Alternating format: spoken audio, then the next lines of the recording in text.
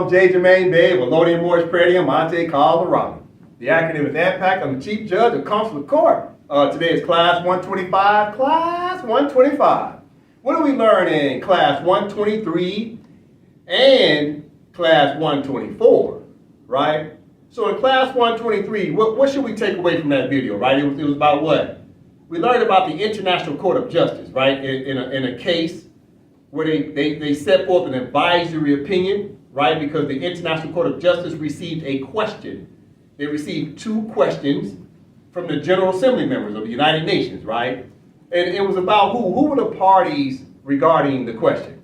Well, it was the Mauritius government, right? The Mauritius island, right? Talking about the Chagos people and that the United States and Great Britain was occupying one of the islands of the Chagos people, right? And the Mauritius government brought the UK and United States over to the General Assembly and say, hey, was that island of the Chagos, is that the property of the Mauritius government or not? And what did the ICJ say? Well, the ICJ proved beyond a reasonable doubt that that island of the Chagos belonged to the Mauritius government, right? So therefore, the ICJ extended upon that question of decolonization, right? Self-determination of that island and said, listen, to the colonists, all colonized people on planet Earth have a right to invoke the United Nations Charter regarding what? Articles 1, Section 2. All indigenous people have a right to invoke Article 55 of the Charter regarding self-determination and human rights. And all colonized people have a right to invoke Article 73 of the Charter that talks about decolonization, right? For all indigenous people that's been colonized to get back into self-governance of their own territory by the will of the people. The people get to make the decision, not the colonists. That must be understood. So therefore, the International Court of Justice set forth an advisory opinion and handed it to the General Assembly, and the General Assembly handed that advisory opinion over to the UK, Great Britain, and to the United States, and to the Mauritius government that said the UK had to remove their annexation, their occupation, or their colonialism from the Chagos Island, right?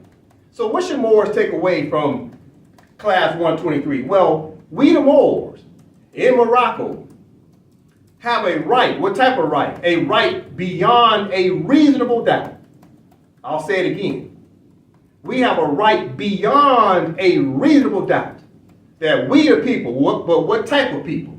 Moroccan people, that's our nationality.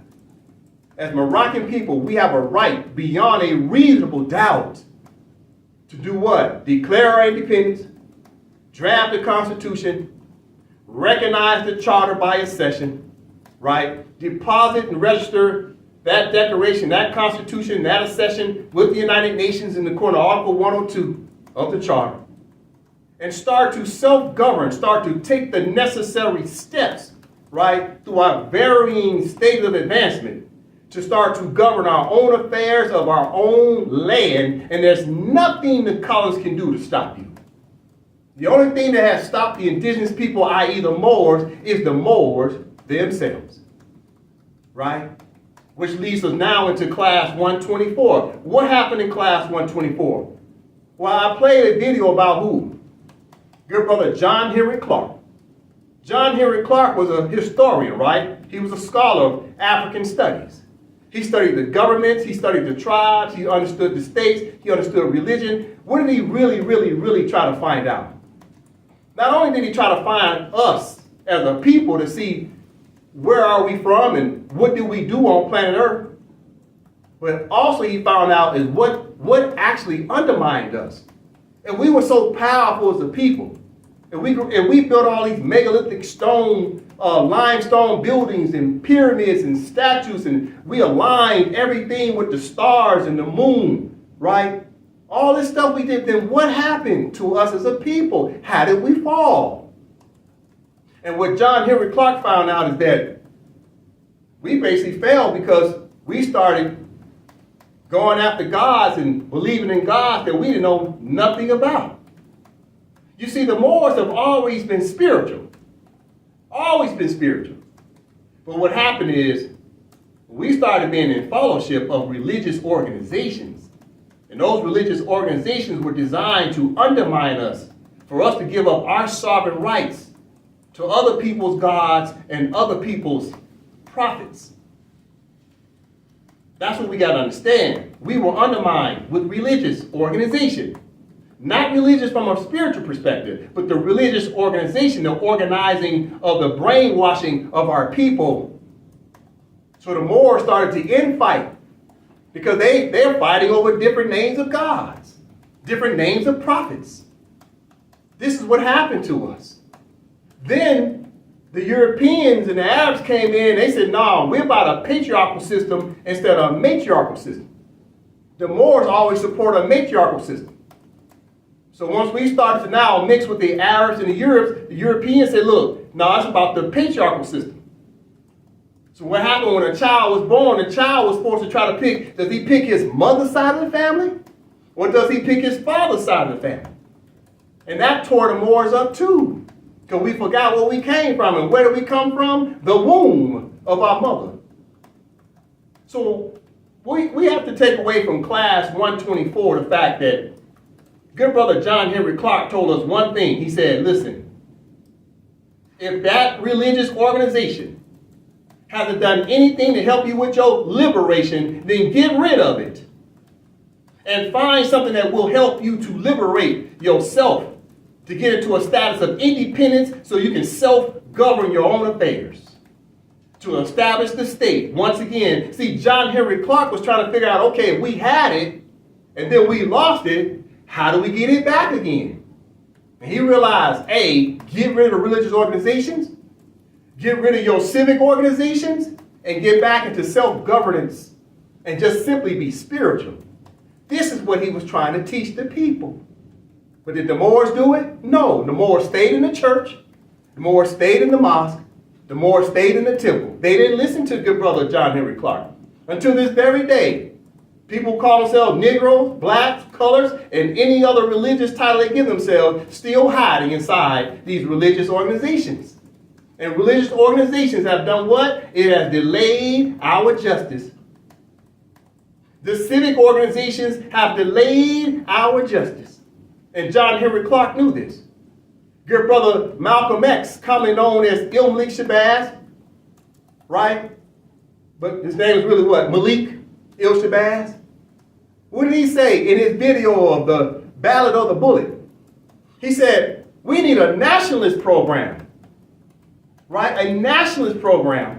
We need to take our religious organizations and put them in a closet. That's what he said. Put them in a closet and get to self-governing. Keep in mind, good brother Malik Shabazz was hanging out with royalty of the African states. He was hanging out with them from 1960 until 1965. Good brother Malik was hanging out with the heads of state of Africa.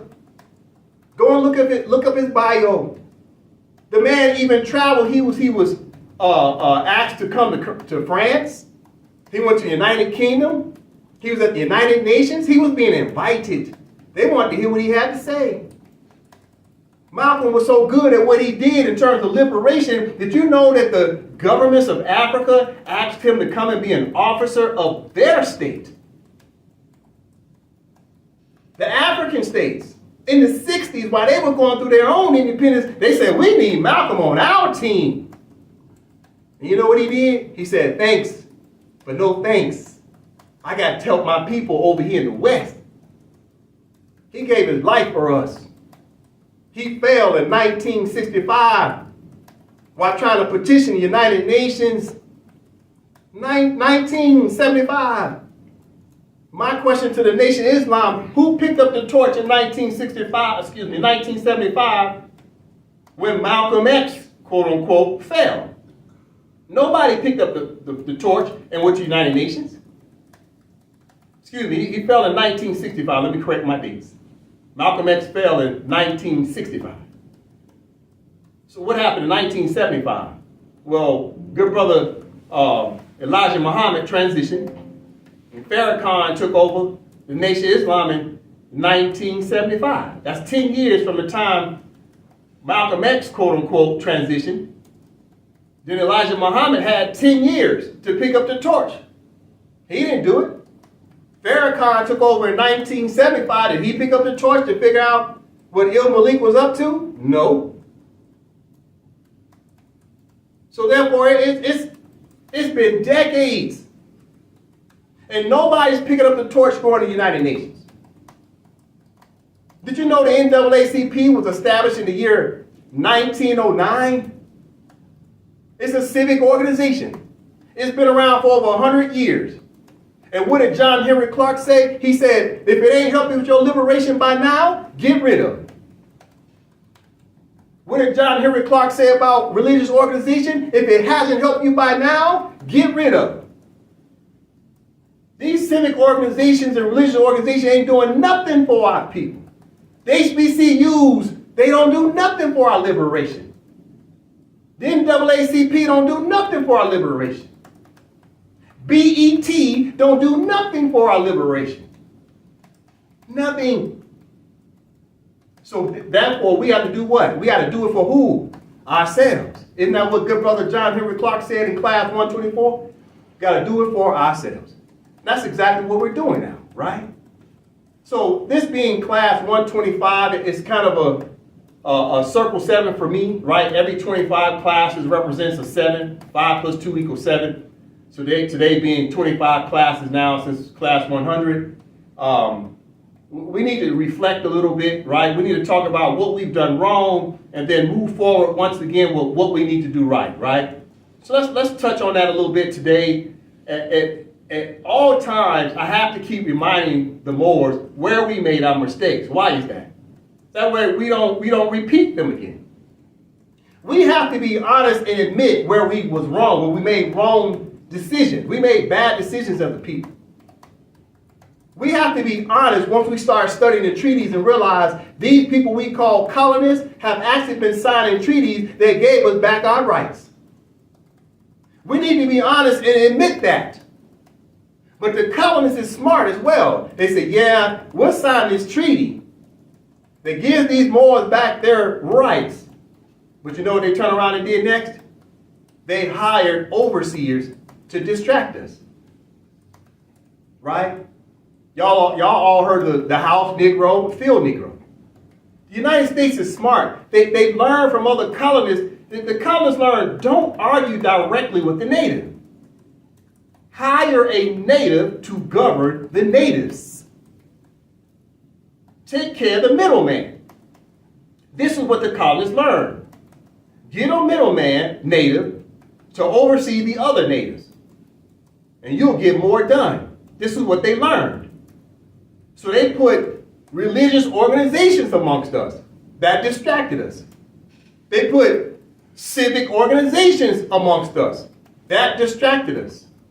Then they started to bring money into the community. How did they do that? With sports and entertainment. BET. That distracted us. We too busy chasing sneaker deals, right? That's what we've been doing. Chasing sneaker deals, right? When, instead of being a sneakerhead, we should have been trying to be the head of state. You understand what I'm saying? But they distracted us. They gave us just enough to keep us from thinking that we were still colonized people. You got to catch what I'm saying. They made us think that we was a part of the very fabric of being American, and it's just not true. We've been bought off to allow them to hold on to what belongs to us. Il Malik knew this. Martin Luther King knew this. Good brother John Henry Clark knew this. All the scholars knew this. All the scholars all died poor. Do you realize that? All the scholars who knew the truth died poor. And all the sellouts, they transitioned rich. So rich their family is even able to buy multi-million-dollar houses. This is shameful. But this is going to change now. The time of the sellout is over. Sellouts will now have to deal with council court. Sellouts will be indicted, and if found guilty, they will be adjudicated. The days of the sellouts is over. We realize now that the colonist game they played was for them to put sellouts amongst us. We had Trojan horses amongst us that look like us. That game is over. We know the game now that the colonists play. But we also know they've been signing treaties to give us back our rights. You see the game they're playing? That way they can step back and say, well, we gave you back your rights. You need to go ask T.D. Jakes why he didn't tell you that you were Moor.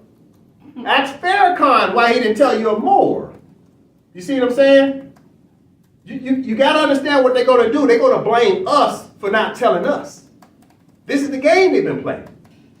But that's all right. What we're going to do, we're going to handle business on our own. If you're a sellout, you've been selling out your people, please understand the day is coming where it's going to be judgment day. You're going to have to repent for your sins of what you've done to your people if in fact you knew that we were Moors, i.e. Moroccans in Morocco, and you didn't want to tell nobody. And I'm going to say this for the record.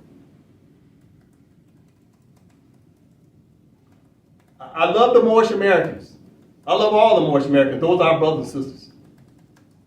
And I don't blame Moorish Americans for thinking that they're Moorish Americans because they've been taught this by their Moorish American teachers. Most times the student is only as good as the teacher.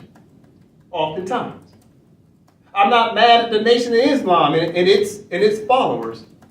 Because the problem is the leadership. It's always been leadership. The colonists know to put leaders amongst us. The leaders always have the sheep following them in the wrong direction, away from the cure. But today we want to talk a little bit about the sellout, the misinformation, right? Moors have been misinformed, and I don't know if it's been intentional or unintentional, but we got to talk about it because I don't want nobody to say they didn't know. Let's offer the clean water if we're going to point out the dirty water. I'll say it again. You must offer the clean water if you're going to point out the dirty water. Let's get into the class. As you know, I always open up the Constitution. The Constitution is paramount. This is the only way you're going to get liberation. When this Constitution of AMPAC was established, for an example, AMPAC's Constitution, guess what? None of us established this Constitution while we were affiliated with a religious organization. We didn't establish this Constitution when we were affiliated with some civic organization.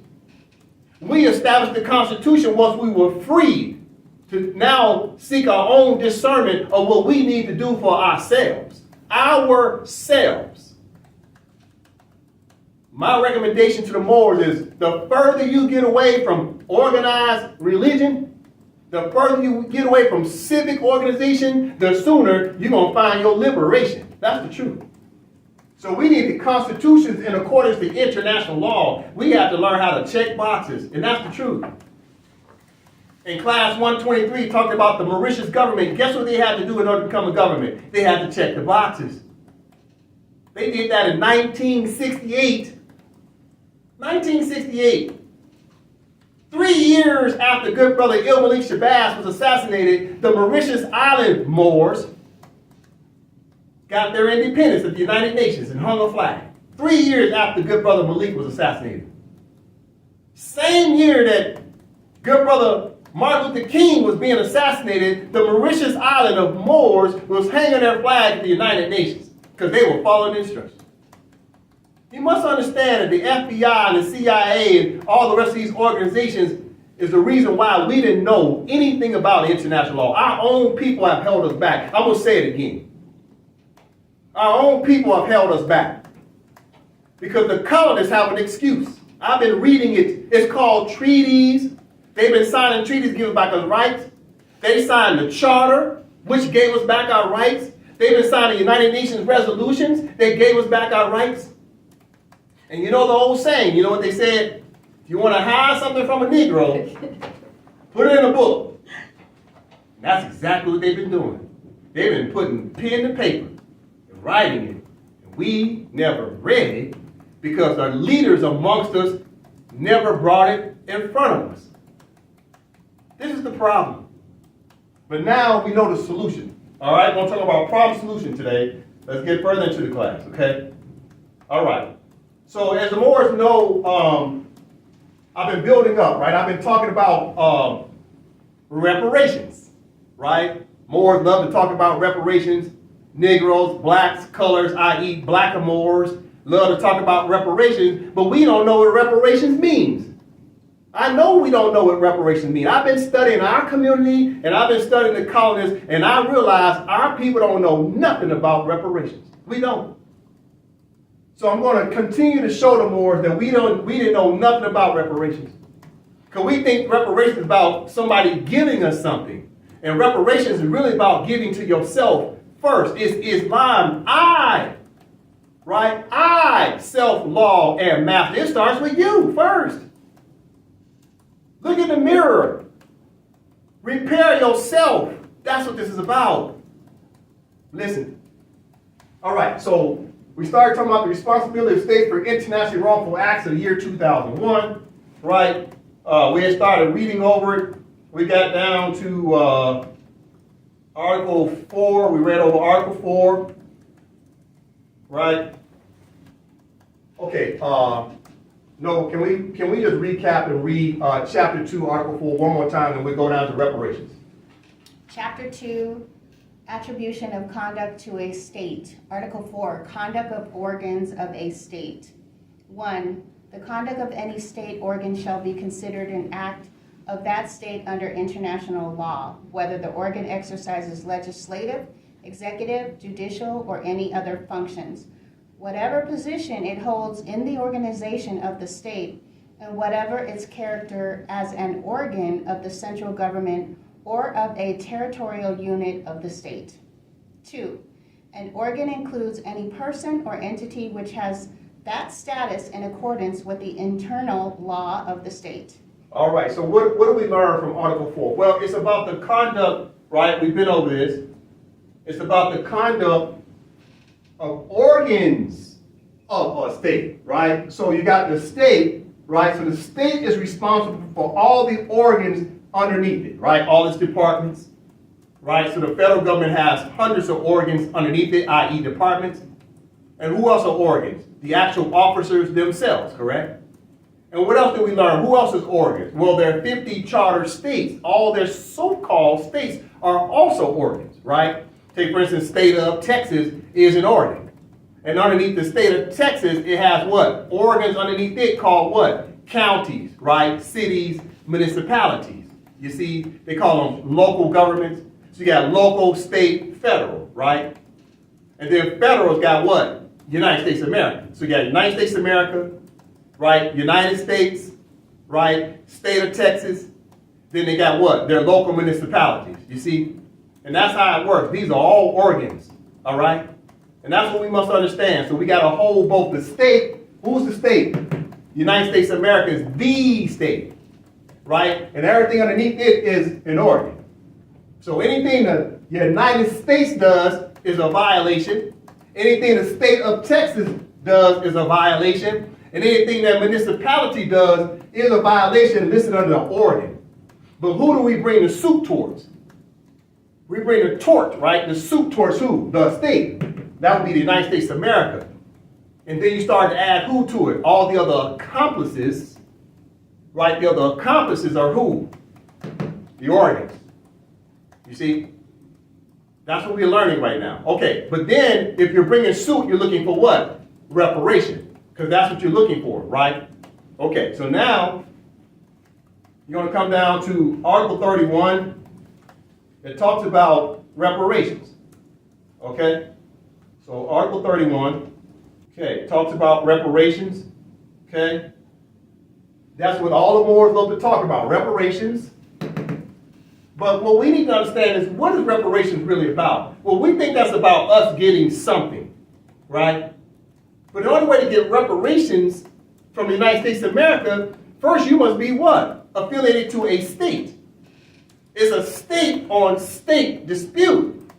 So therefore, you got to repair who? Yourself first. You got to repair yourself. The first reparations is us as a people, as Moroccans. We have to learn how to repair our own political status to get back into statehood. That was the first reparation, repair self, right? Okay, so once you understand that, now you start to understand, okay, so once I do that, what is the next step? Okay. is forms of reparation. Well, what type of forms of reparation, right? There's several different types of reparation in international law, all right? So reparations is a generic word. Okay, well, what about reparations? Okay, first of all, repair yourself. Let's talk about self. I, self, law, and master. Okay, let's talk about it. Let's not even talk about the colonists. Let's talk about you. Let's talk about us. Let's talk about we the Moors in Morocco. We have to repair our own status first, right? So the form of reparation, what's another form of reparation? Okay, restitution, Article 35. Okay, restitution by what? Restoration, right? Reparations is to repair.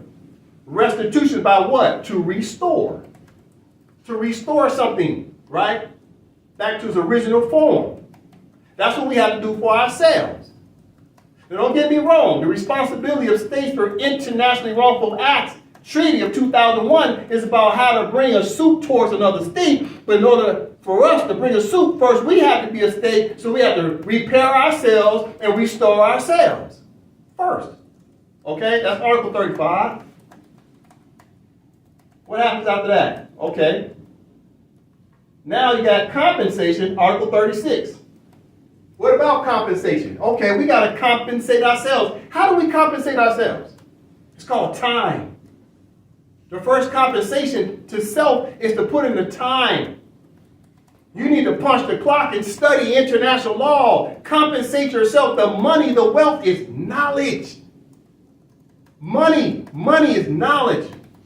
People get paid off their knowledge. Whatever scope of work you do on planet Earth, whether you have an occupation, you're an entrepreneur, you're getting paid for what? The knowledge based upon the scope or whatever it is you do, service or product. So first we have to be rich in knowledge. The compensation is wealth in knowledge. In the Bible, I think it's Proverbs chapter 4, verse 7, it says what? Wisdom is the principal thing. So seek wisdom. And in all thy getting, get an understanding. So what's the principal thing? Wisdom. Did it say money is the principal thing? It said wisdom is the principal thing. What does wisdom mean? It means to be wise. You need to have a wise dome. A wise dome. That's the wealth. So it said, in all thy getting, get an understanding, right? It says seek wisdom, so seek knowledge, that's compensation. Pay it forward, get the knowledge. Then seek understanding on what to do what? To do what? What do you do with the knowledge? What do you do with the wisdom? Because the wisdom is the principle. Listen to me more. In the Bible, Proverbs chapter 4, verse 7, we're using it for liberation. Not occupation, to be in some church. You're supposed to use it liberation. What does Proverbs mean? It's a compound word. Pro, right? Pro, right? Verbs. What is a verb? Verb, 8 parts of speech, right? Verb is what? An action. P-R-O, right? As a prefix means what? Forward. Pro means forward, right? Pro, verb. What is verb? Action. So it's forward, action. You see? Not to be buffering in some dang old church somewhere singing songs. Not to be in some civic organization marching and praying. It's supposed to be forward motion. That's Proverbs. But it says what? Wisdom is the principal thing. What's the principle? See, if you make an investment in something, let's say using money, the principal, you put in the principal amount, let's say you put in $1,000. You say, yeah, I'm trying to make some interest. What's the principle? The $1,000, the principle. But you're looking to make what? An investment, some interest. Now let's use that as wisdom. What's the principle? The wisdom, the knowledge you have in your head. First you paid yourself. You paid time. You paid it forward. Okay, now it's time you get paid off that knowledge. But the principle is the knowledge. Okay, let's make some interest. What's the interest? That's the profit. Listen. So now you're satisfied because now you study, right? You satisfied, right? Satisfied, status, right? Satisfied, which is state of facts. Satisfied, status, satisfaction, status of the facts, status of the facts. Now you got the state of facts, because that's the principle to understand the state of facts. It's about the facts about your state. Now you can make some interest because you know the principle. What's the principle? Knowledge. Okay, here comes the interest. Here comes the interest.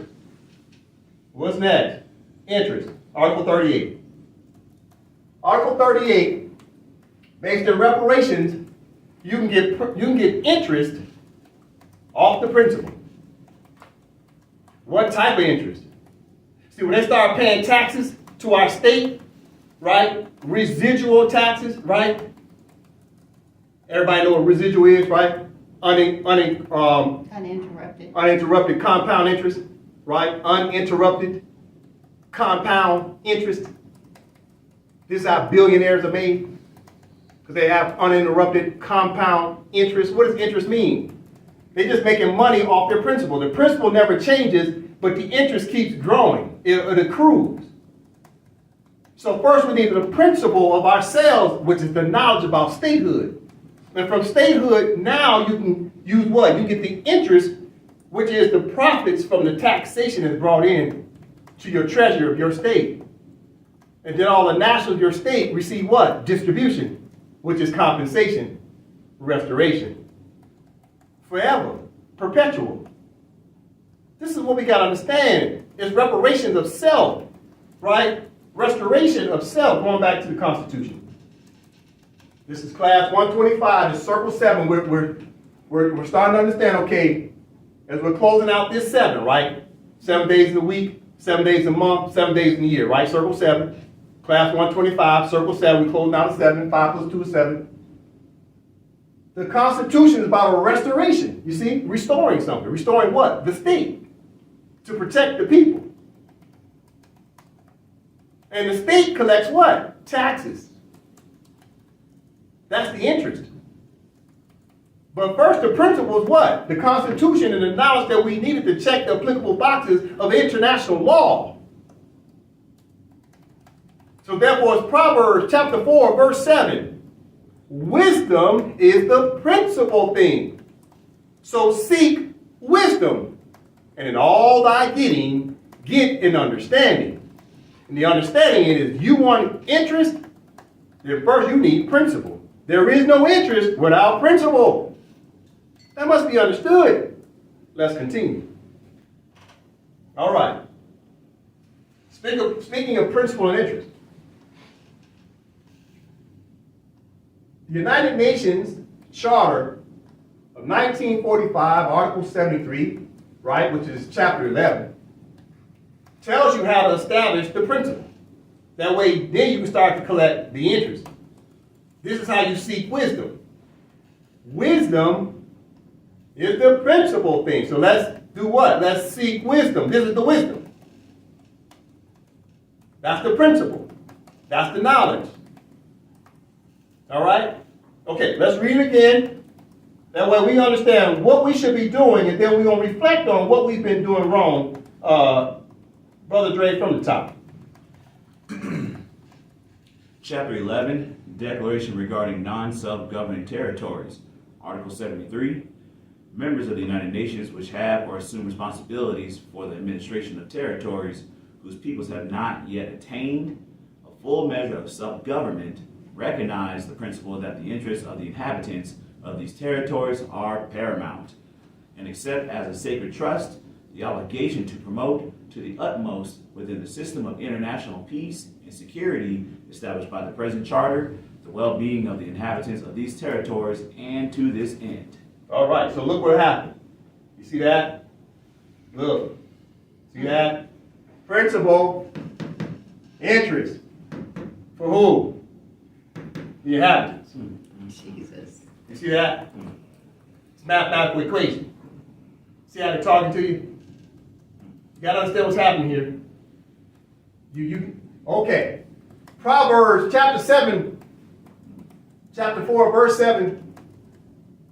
Right? Wisdom is the principal thing. So seek wisdom, because wisdom is the principal thing. And once you seek the wisdom, right, then after that you get an understanding of how to collect what? Interest on your knowledge of the principle of law. What is the principle? It's international law. We should have been studying international law. This is the wise dome we should have had since 1945.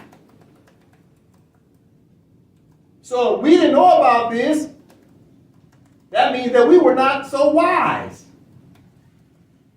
Right? What's the opposite of not being wise? It's called ignorant. Ignorant means what? You're uninformed. You're somewhat what? Stuck on stupid. Right? It's asinine. What does asinine mean? Be what? Seriously stupid or foolish. Right? It was very foolish of us as Moors to not have read the charter. And it's given us the answer to the test. Well, what about the test? The test was for us to understand that we need to self-govern. And we're going to talk about that today because there's misconception amongst the Moors that they think they already have a government. We're going to put that to rest. Okay, so what's happening in Article 73? Okay, first of all, the title tells you everything. Everything's in the title. Okay? What about the title? Okay, chapter 11. Isn't that a Roman letter? 10? That's a 10. And then it's a 1, right? What's that? 1, 0, 1. 101s. You see? It's the beginning of starting. First you got 100, then it starts all over. The 1 represents a beginning again. Okay? So it's the beginning. The Moors got to start all over. John Henry Clark tried to tell us we had all this empire, then we lost it. Okay, how do we get it back again? Chapter 11, 101s is the new beginning. Okay? All right, here we go. Declaration regarding non-self-governing territories. Non-self-governing territory. Therefore, the territory is not governing itself. So the indigenous people got to learn how to govern again. They got to learn how to do what? Self-govern. Because right now, the administration of the territories is who? The colonists. The colonists got 3 branches of government. We're in the absence of government. They give you the answer to the test. You need your self-government. That's the answer to the test. That's the wisdom. Right? But wait, what's a territory? They're administering over what? Listen to the code of how they're talking. The administration of territories. Did it say the administration of states? It said the administration of territories. You must make the words become organic to you. You got to see how they're talking. It's called interpretations of law. Listen. All right, from the top, Brother Dre. Territory. Okay, right there. A territory is an area of land, sea, or space belonging or connected to a particular country, person, or animal. Stop.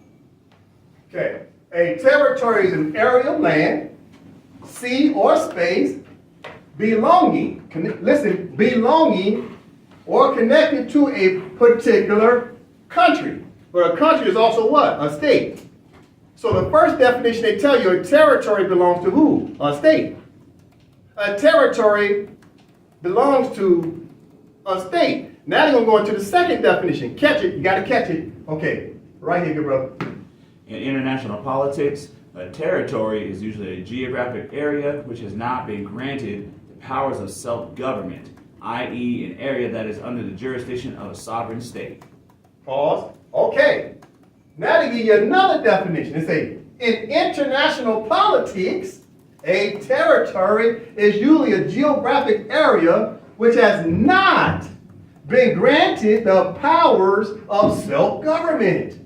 i.e. an area that is under the jurisdiction of a sovereign state. So a territory can be the territory of a country, right? The territory of a country or a state, but also a territory can be what? Under the jurisdiction of a sovereign state. That's territory. But wait, why would they give you two definitions? Oh, so you got to go use a little bit more discernment. Watch what they do when you hover over international politics. You see that right there? Watch this.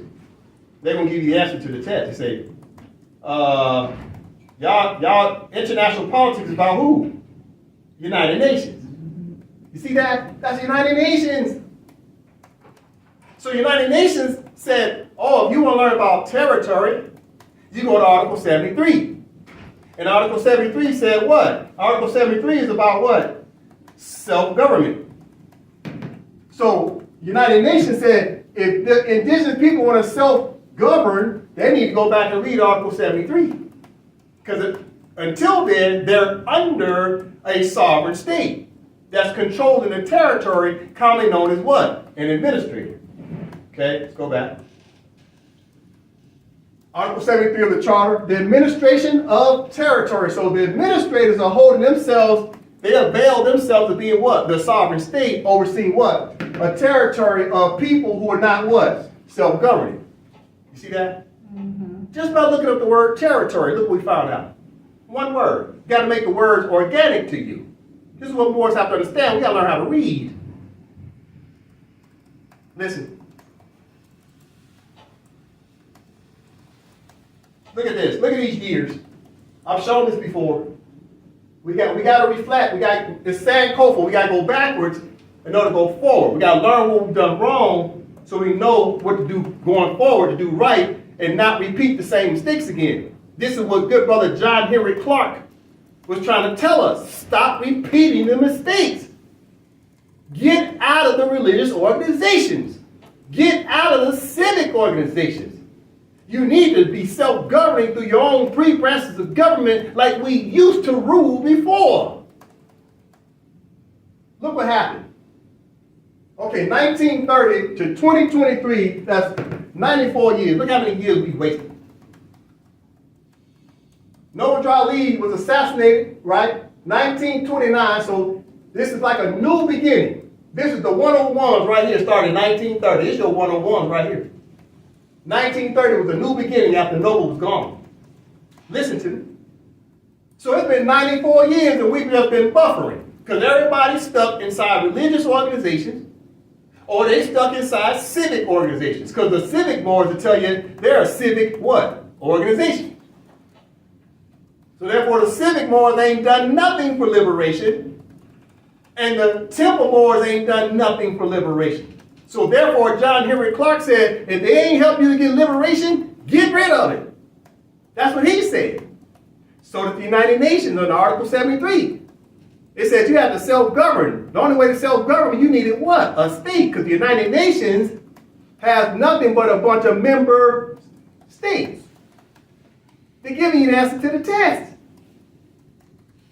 Now look, the charter comes out in 1945. And all kind of African states been getting independence ever since 1945. All the islands been getting independence. And we the Moors over here been sold out by our own people overseeing us, telling us we're everything but Moroccans. Period. If you're not being told that you're Moroccans, period, then you have been deceived by your own people. That must be understood. There is no exception. I don't make no exception for no one. You got to understand something. I've only been studying for 5 years. I started studying in 2018. Then started taking it serious until 2020. Started teaching classes in April 2020. I started teaching classes. I established a constitution with my constituents of AMPAC February 2021. Almost not even a year later, we established a constitution. In 2021, started to self-govern. By the year 2022, AMPAC had already helped 3 other Moroccan states to establish themselves in the year 2022. In the year 2023, AMPAC and the other 3 states, 4 states total, now have helped 3 other Moroccan states to establish themselves. Now we got 7 states. We as Moors have been working together. We united to establish what? The United States of Morocco.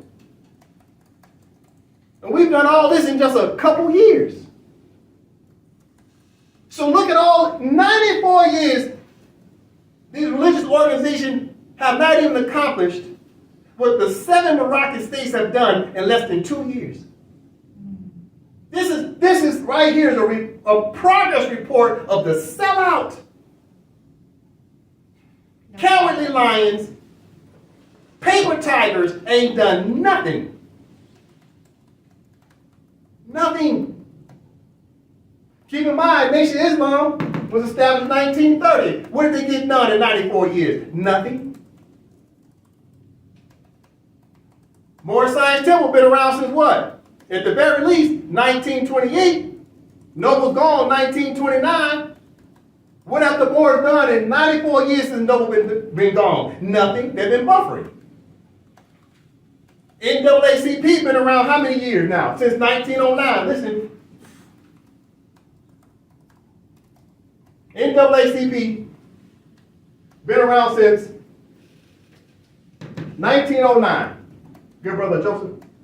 NAACP, Civil Rights Organization, the National Association for the Advancement of Colored People, short acronym NAACP, is a civil rights organization in the United States formed in 1909 as an interracial endeavor to advance justice for African Americans. Have they advanced it? No. They're still subjugated. They've had over 100 years to help the people to get liberation. What does liberation mean? That's a compound word, isn't it? Isn't liberation a compound word of Spanish? Liber, free.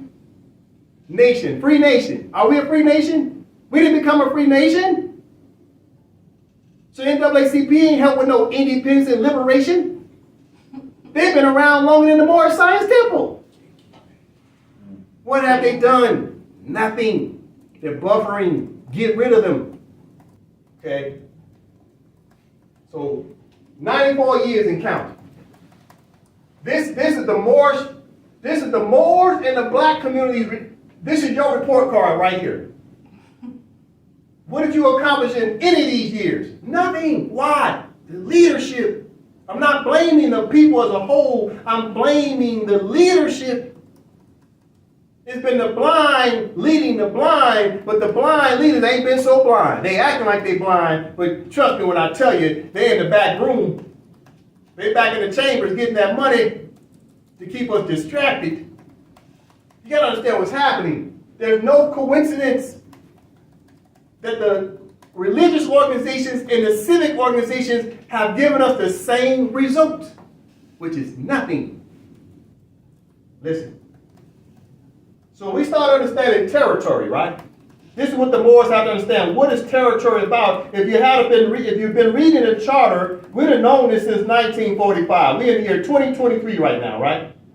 We're in the year 2023, and we're just finding out what territory is really all about. Right? About the restoration of your state. Period. Under Udi Posidatus juris. We're talking about that. Now listen. Let's talk about our mistake.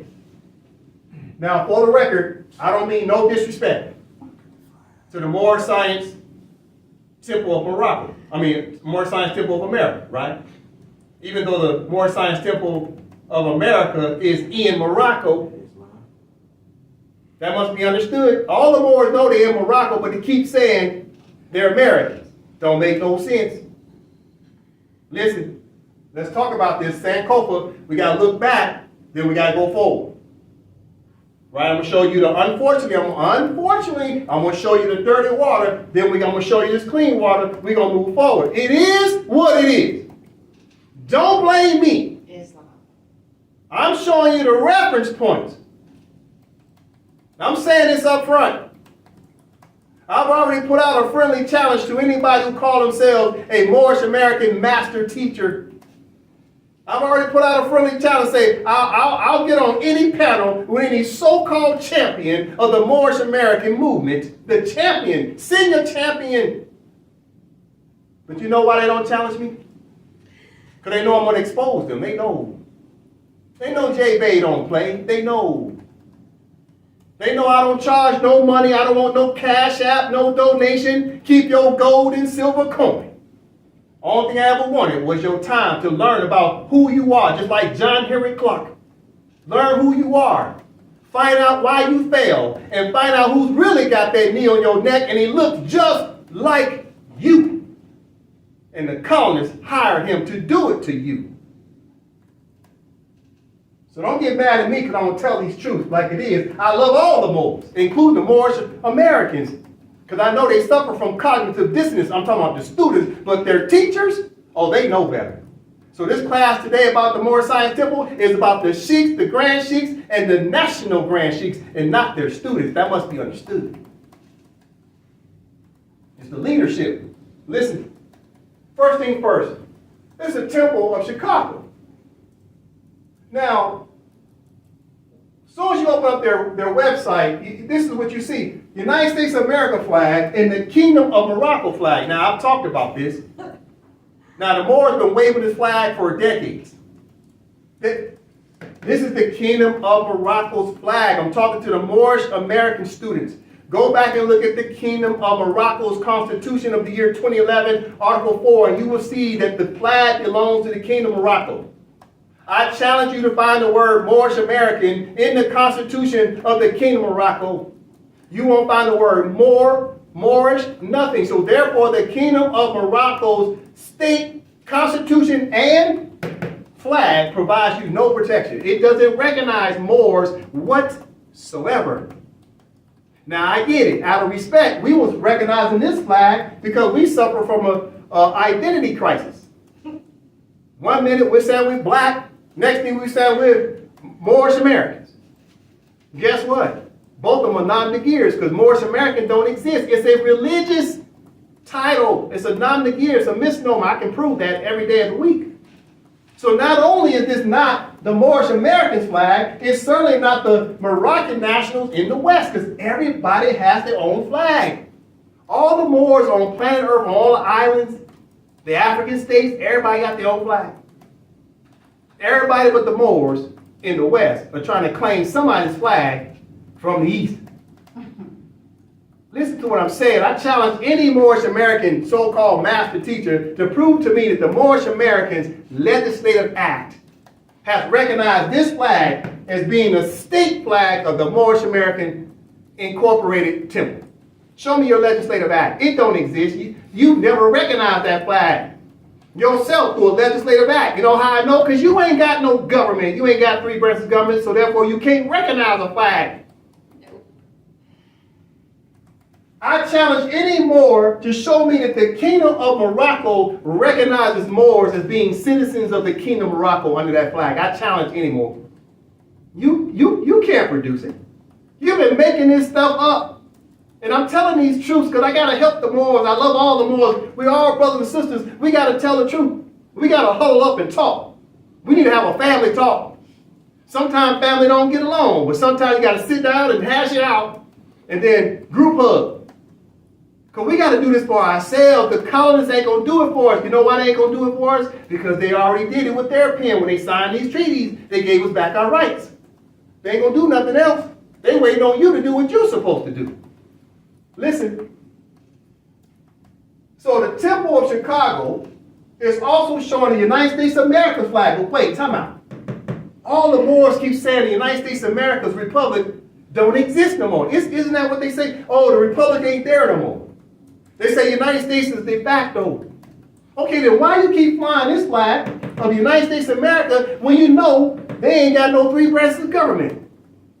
That's like that's like putting that flag on a ship and the ship is void of anybody being on it. It's an abandoned ship. That flag right there represents an abandoned ship. The Moors keep claiming they got all this erudition, but you keep flying this flag, it's an abandoned ship. And this flag right here, the King of Morocco don't even recognize you.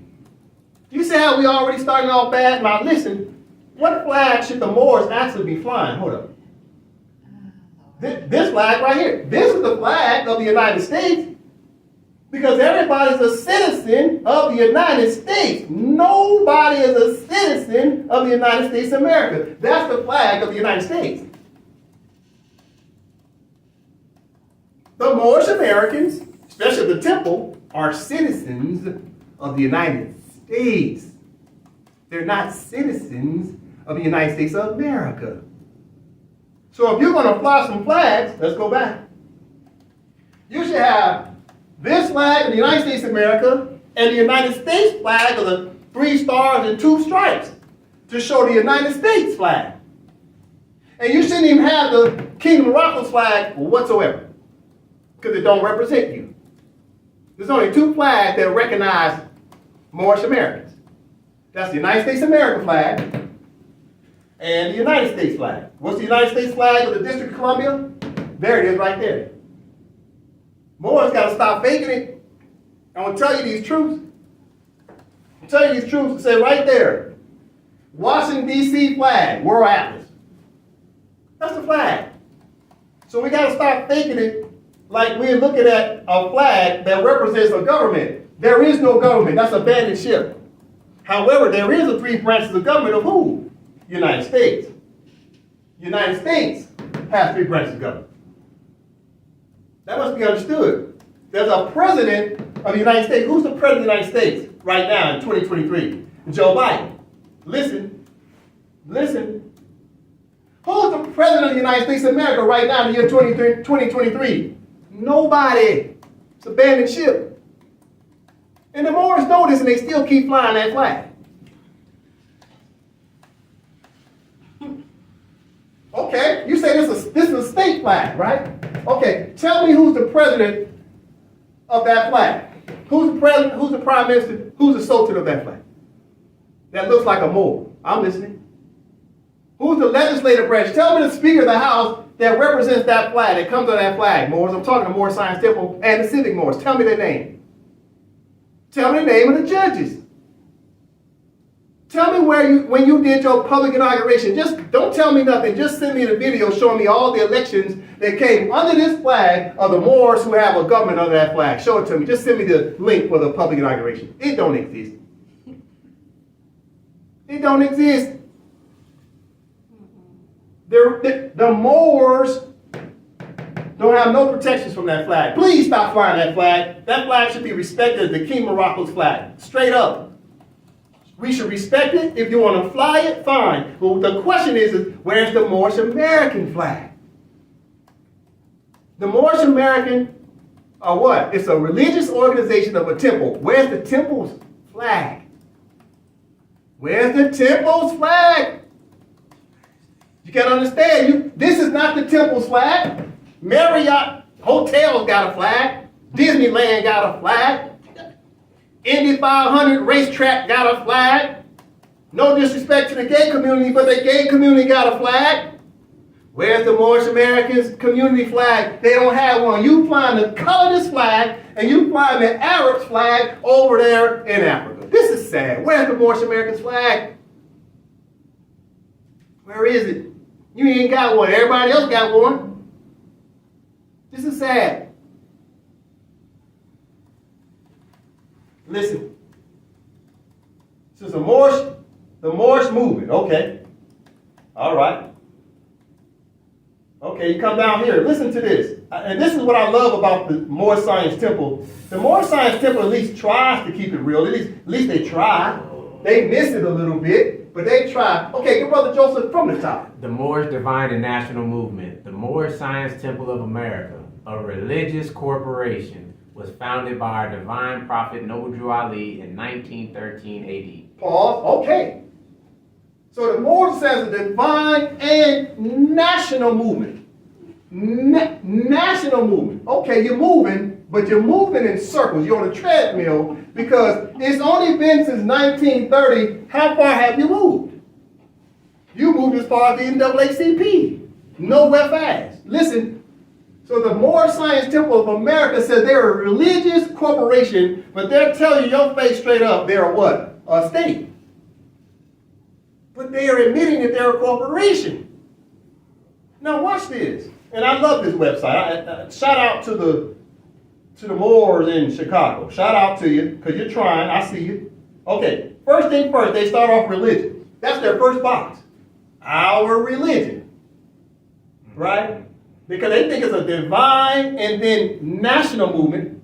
Well, the reality is there is no religion without the state. The state is now will give you protections and the rights to now practice whatever religion you want to practice. The state gives you that right. Religion don't give states rights. States give religion right. So it should be state first and then your religion. Whatever it is you choose for yourself. That's a personal choice. So it's already out of sequential order. You got religion first, wrong answer, but they're telling you the truth because they're really what? A religious corporation. But then they said, oh, our nationality. Okay. You're saying your nationality is what? Moorish American. That's a nationality? No, that's a religious status. There's no constitution that recognized a political group of people called Moorish Americans. You know why? Because that would be identity theft. The Americans is George Washington and his crew. The Moors are Moroccans. So it's Moroccans and Americans. But Moors can't say they are the Americans and the Moroccans. You can't be both parties of the contract. Yeah, man, see, I'm the tenant and I'm the landlord. Yeah, man, see, I play for the Lakers and the Cavaliers. What? You got to see what you're saying here. So therefore, that's not a nationality. Moorish American is actually an adjective. It describes the Moor. A Moor has been what? Naturalized as what? American. So the Moroccan has been nationalized, right? Naturalized, I should say. Naturalized as an American. All the Moors know this. But watch this. Look what flag they're using. They're using the King Morocco's flag to say that's their nationality. Listen to me. Now watch this. Watch this. Bam. Our government. Our government. United States of America's flag saying that's your government. We are citizens of the United States of America, USA. Would you say your nationality is what? Moorish American. But then you turn around and say your government is the United States of America, and you flying that flag proudly. You flying it so proud that you even put it above a Moroccan flag. You put a Moroccan flag, because this is not the Moroccan flag, it's the King Morocco's flag. You put in a subordinate position and put the United States of America, which is a abandoned ship flag, above this flag. And this flag actually has citizens of the King Morocco. It's not an abandoned ship. This flag represents citizens of the King Morocco. This flag represents an abandoned ship. Ain't no citizens of the United States of America. They're citizens of the United States. Federal corporation. Listen. Now remember, here's the flag of the United States. They're citizens of the United States. But there are no citizens of the United States of America. Okay, listen. What I got here? Okay, this is the Constitution of the State of Illinois. Keep it in mind, it's a charter. Illinois is not an organic state. It's a charter of a charter. What charter established the Illinois? It was the United States. The United States is a charter. It's a federal corporation that established a charter called the State of Illinois. You see that? Now look, I find this interesting. Look when they say their charter, or their so-called constitution of their charter, was established in 1970. They've had several constitutions, right? But they're saying this is their constitution that was ratified 1970. But what's germane here? Listen, I'm talking United States. I'm talking United States.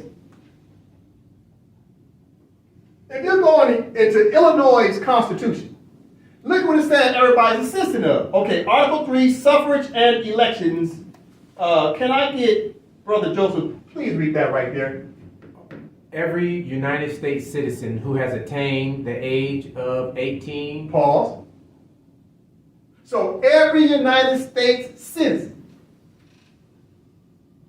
who has attained the age of 18, right? So everybody's what? A citizen of the United States.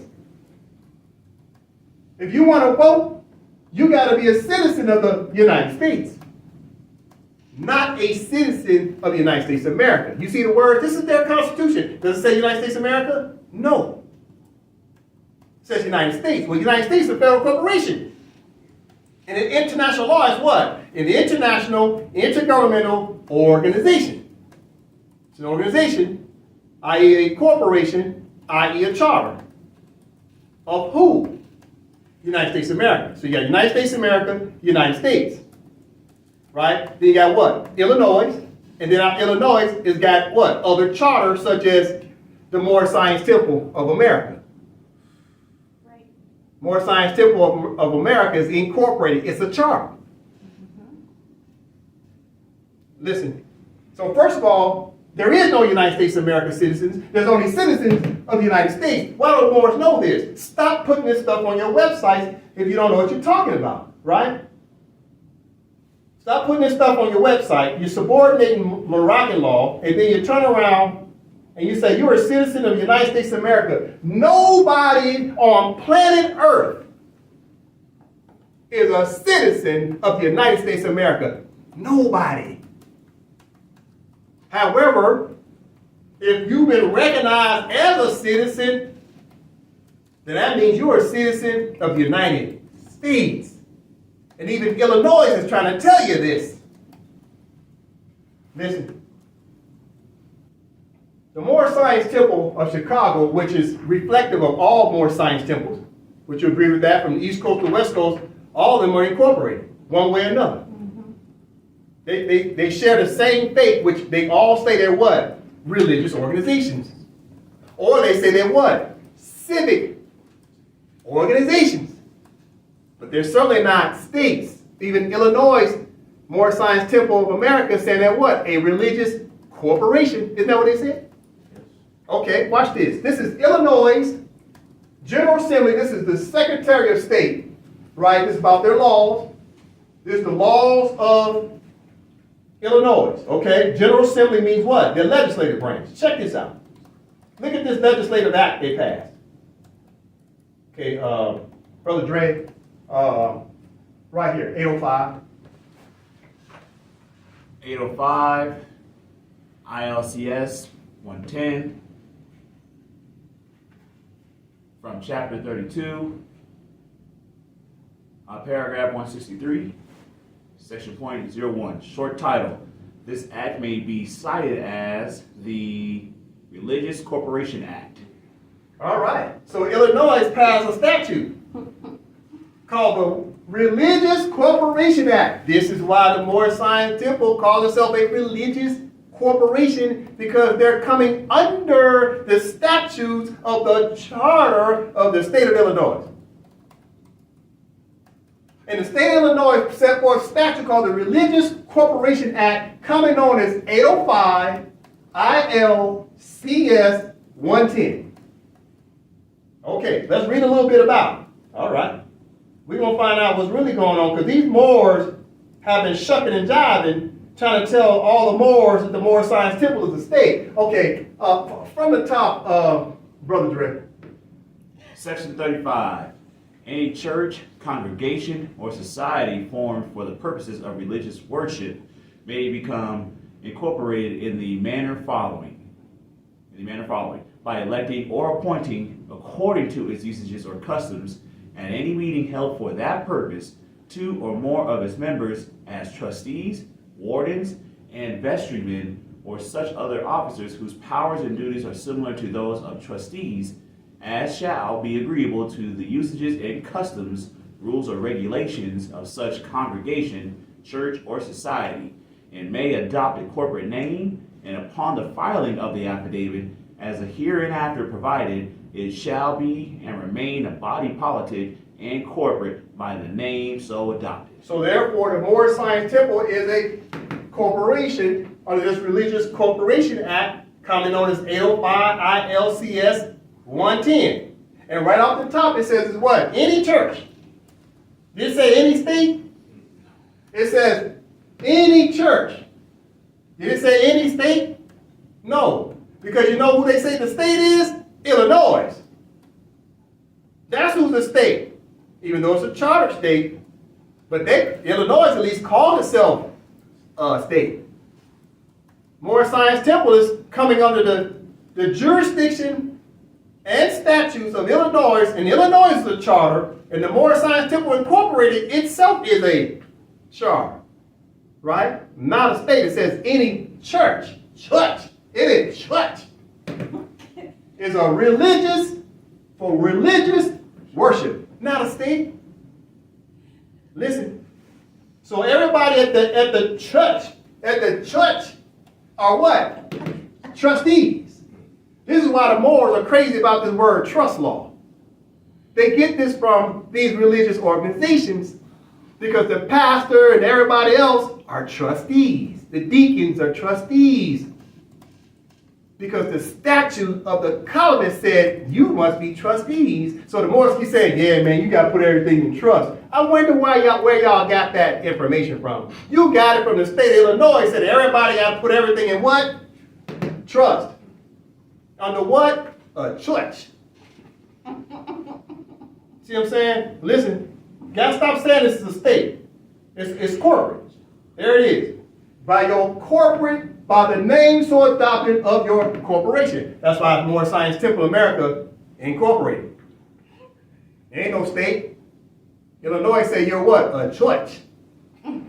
Okay, listen. Listen to the old, when the Moorish Science Temple established himself, of any church that is, listen to what they got to say now. Okay. Brother Dre from the top. 805 ILCS 11036 from chapter 32, paragraph 165. Section 36, the chairman or secretary of such meeting shall, as soon as may be after such meeting, make and file in the office of the recorder in the county in which such congregation, church, or society is organized, which shall be recorded by such recorder, an affidavit substantially in the following form. Pause. Stay there. You know, see this word affidavit? See what Moors get all this affidavit talk? Yeah, man, so you need an affidavit. Yeah, but you need an affidavit, and you need to trust. You see where they get this language from? And they learn this from other charters. You got charter members learning from other charters, and that became the vernacular. That became the lexicon of Moors. You're talking like the colonists who have colonized you, keeping you a dependency status in a charter instead of a dang on state. This is not how states talk. You got to understand what's happening here. This is for churches. Okay, listen to the oath or what they got to put on the record. Okay, brother Dre. I do solemnly swear or affirm, as the case may be, that at a meeting of the members of the, here insert the name of the church, society, or congregation as known before incorporation, held at, here insert place of meeting, in the county of and state of Illinois, on, for that purpose, the following persons were elected or appointed trustees or wardens, vestrymen, or officers by whatever name they choose to adopt, with powers and duties similar to trustees, according to the rules and usages of such church, society, or congregation, and the church, society, or congregation adopted as its corporate name, and at the meeting this affiant acted as chairman or secretary as the case may be, subscribed and sworn to before me on this day. Name of affiant. Right. So the Moorish Science Temple has to fill this out and put it on the record with who? Look what they said they got to put on the record with. State of Illinois. But the Moorish Science Temple is what? A federal corporation, a religious corporation coming under the jurisdiction of the state of Illinois. They don't call churches states in this statute. Okay, but what type of governance do these Moorish Americans keep saying they're doing? Okay, watch this. If I put in the word ecclesiastical, right? Ecclesiastical. Okay. Because this is what Moors are claiming. Yeah, man, we got theocratic governments, theocratic ecclesiastical governments. Yeah, your theocratic ecclesiastical government comes under the jurisdiction of the several union chartered states. All right, good brother Joseph, from the top. 805 ILCS 110 64 Alpha from chapter 32, paragraph 176. Section 46A, it shall be lawful for any congregation, church, or society, now or hereafter, existing in the state of Illinois, and which is under the patronage, control, direction, or supervision of any ecclesiastical body, diocese, or like ecclesiastical officer agreeably to the laws thereof, to become incorporated according to the sections 46 Alpha to 46 Hotel, inclusive of this act. Such ecclesiastical body, diocese, or like ecclesiastical officer may nominate and appoint according to the usage, customs, rules, regulations, articles of association, constitution, bylaws, or canons of any ecclesiastical body, diocese, or like ecclesiastical officer or sect or denomination. Two or more of the members of such sect or denomination residing within any ecclesiastical district or diocese to act with presiding officer or authorized representative of any ecclesiastical body, or with the diocese or like ecclesiastical officer having jurisdiction agreeably to the laws of any sect or denomination over such such ecclesiastical district or diocese, in managing the temporal affairs of such congregation, church, or society. The presiding officer or authorized representative of any ecclesiastical body or the diocese or like ecclesiastical officer having jurisdiction as foresaid shall, by virtue of his office, be a trustee of any congregation, church, or society, which shall hereafter be incorporated under sections 46 Alpha to 46 Hotel, inclusive of this act, and which shall be under the patronage, control, direction, or supervision of any ecclesiastical body, diocese, or like ecclesiastical officer as foresaid. Source, Laws, 1913, page 191. So what is ecclesiastical? Okay, Nova. Ecclesiastical is an adjective relating to the Christian church or its clergy, the ecclesiastical hierarchy. Similar words are priestly, ministerial, clerical, ecclesiastic, prelactic, canonical, parsonical, pastoral, church, churchly, religious, spiritual, non-secular, holy, divine, sacerdotal, and non-temporal. Okay, did it mention anything about state? No. No. Okay, let's go back. All right. So these people that claim that a temple is a state are deceiving you. We ain't heard the word state unless you hear it say state of Illinois. Ecclesiastical is for people to govern within the bylaws of the church. But your church laws don't extend to the general public. So therefore, Moors have jurisdiction. Listen, Moors have jurisdiction over its members of the church. But Moors don't have jurisdiction over the citizens of the United States, and they sure as heck don't have jurisdiction of the government of the United States, or their sheriffs, or their police. Matter of fact, the Moorish Science Temple of America of Illinois, these Moors don't even have jurisdiction over Illinois, much less the federal government. So you have to understand, you got to stop saying that your ecclesiastical body is a state, and it's not. We just read that whole thing and never mentioned the word state unless it talked about Illinois. Right? Speaking of Illinois, listen. What I got up here? Okay. This is the seal of the state of Illinois. This is the Secretary of State's website for Illinois. They call themselves the state, even though they're chartered. Now watch this. You can look up on the business entity, you can look people up, right? You can look up their business. Look up their business. Because the Moorish American movement is what? It's a commercial enterprise. Yeah. This is why it's a religious corporation, and corporations only mission and vision do what? Make money. All corporations make money. If they say they're non-profit, what does non-profit mean? It means you don't pay no taxes on your profit, but you're still making a profit because you're bringing in revenue. Because you're a what? Business. Listen. Okay, so I'm on Illinois Secretary of State, and I put in the word Moorish Science Temple. Let's click name. Moorish Science Temple. See how many results we get. Okay. And there they go. There they go. There they go. Okay. This is entity name, entity, right? It's an entity. Okay. Moorish Science Temple of America, right? Incorporated, or just simply says incorporation down here. Right over here says 1926. Okay.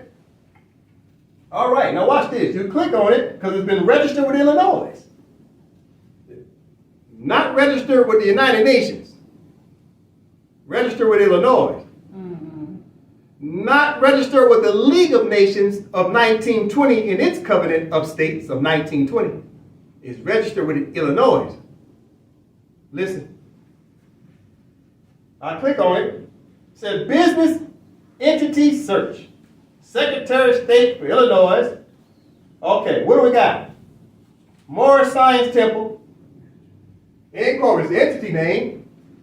Moorish Science Temple of America. Incorporated. So how are you going to be a state and you're incorporated? Okay, but wait a minute.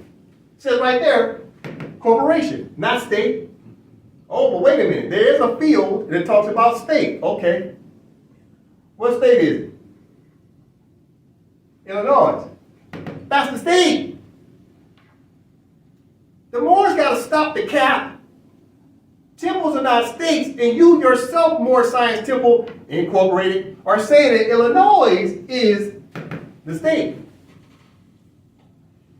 Because you're operating through what? A religious corporation that you said on your own website. You're a what? Religious corporation. And we're reading Illinois statutes, and it never refers to you as a state. Matter of fact, they keep saying Illinois is the state. And you come under the jurisdiction of Illinois. Listen, this is Illinois' Constitution. We went over this just a minute ago. Watch what I put in about religious organizations. Watch this. Religious organizations. Let's find out about religious organizations. Hold up. Let's type in religious organization. Just a moment. All right. Under Article 1 of Illinois' Constitution, the Bill of Rights, it says, talks about religious freedoms, okay, Section 3, religious freedoms, and Section 4 is about freedom of speech. This is what Noble Drew Ali was trying to get. He was trying to get freedom of speech. He was trying to protect his freedom of speech while he's trying to help the Moors with their political advancement. So he had to establish an organization, a religious organization, so that way he could operate freely through it, but that was not supposed to be permanent. It was a temporary means for him to have freedom of speech to help the Moors. Listen to what they say on the religious freedom. Right here, okay? Religious freedom, because this is what Moors keep talking about. Look what they say about churches. Okay, this last sentence on the religious freedom, look right here. Nor, okay, start right there, good brother Dre. Nor shall any preference be given by law to any religious denomination or mode of worship. Read it again. nor shall any preference be given by law to any religious denomination or mode of worship. Okay, listen to what I'm saying. I'm gonna make a point. Listen. So religious freedom, right, says, nor shall any preference be given by law to any religious denomination or mode of worship, meaning that they treat all churches the same. Listen to what I'm saying. They don't give no different preference to any other church under the statutes of Illinois. So Baptist church get the same rights as the Moorish American temple. No different. State of Illinois don't see no difference between Moorish temples and black people's Baptist church. They make no preference. They don't make no distinction between churches. You gotta understand that last sentence. Why am I showing you that? Okay, listen. This is Resolution 75 of 1933 that RB Publications keep pumping out, and all the other Moorish science temples keep reading out loud to their members, but they're not telling their members the truth, and RB Publications not telling their students the truth. Okay, no, from the top. 1933 Legislative Journal, House page 5759, Resolution number 75. Mr. Whitkin, Mr. Speaker, I desire at this time to call up Resolution number 75, printers number 1034. The resolution was read by the clerk as follows. In the House of Representatives, April 17th of 1933, many sons and daughters of the proud and handsome race which inspired the architecture of Northern Africa and carried into Spain the influence of its artistic temperaments, have become citizens of this nation. Pause. Have become citizens of this nation. That means you wasn't citizens at first, Moors, which means you were not Americans at first. What were you? You were Moors, i.e. Moroccans. They're going to tell you in just a minute. Okay, continue.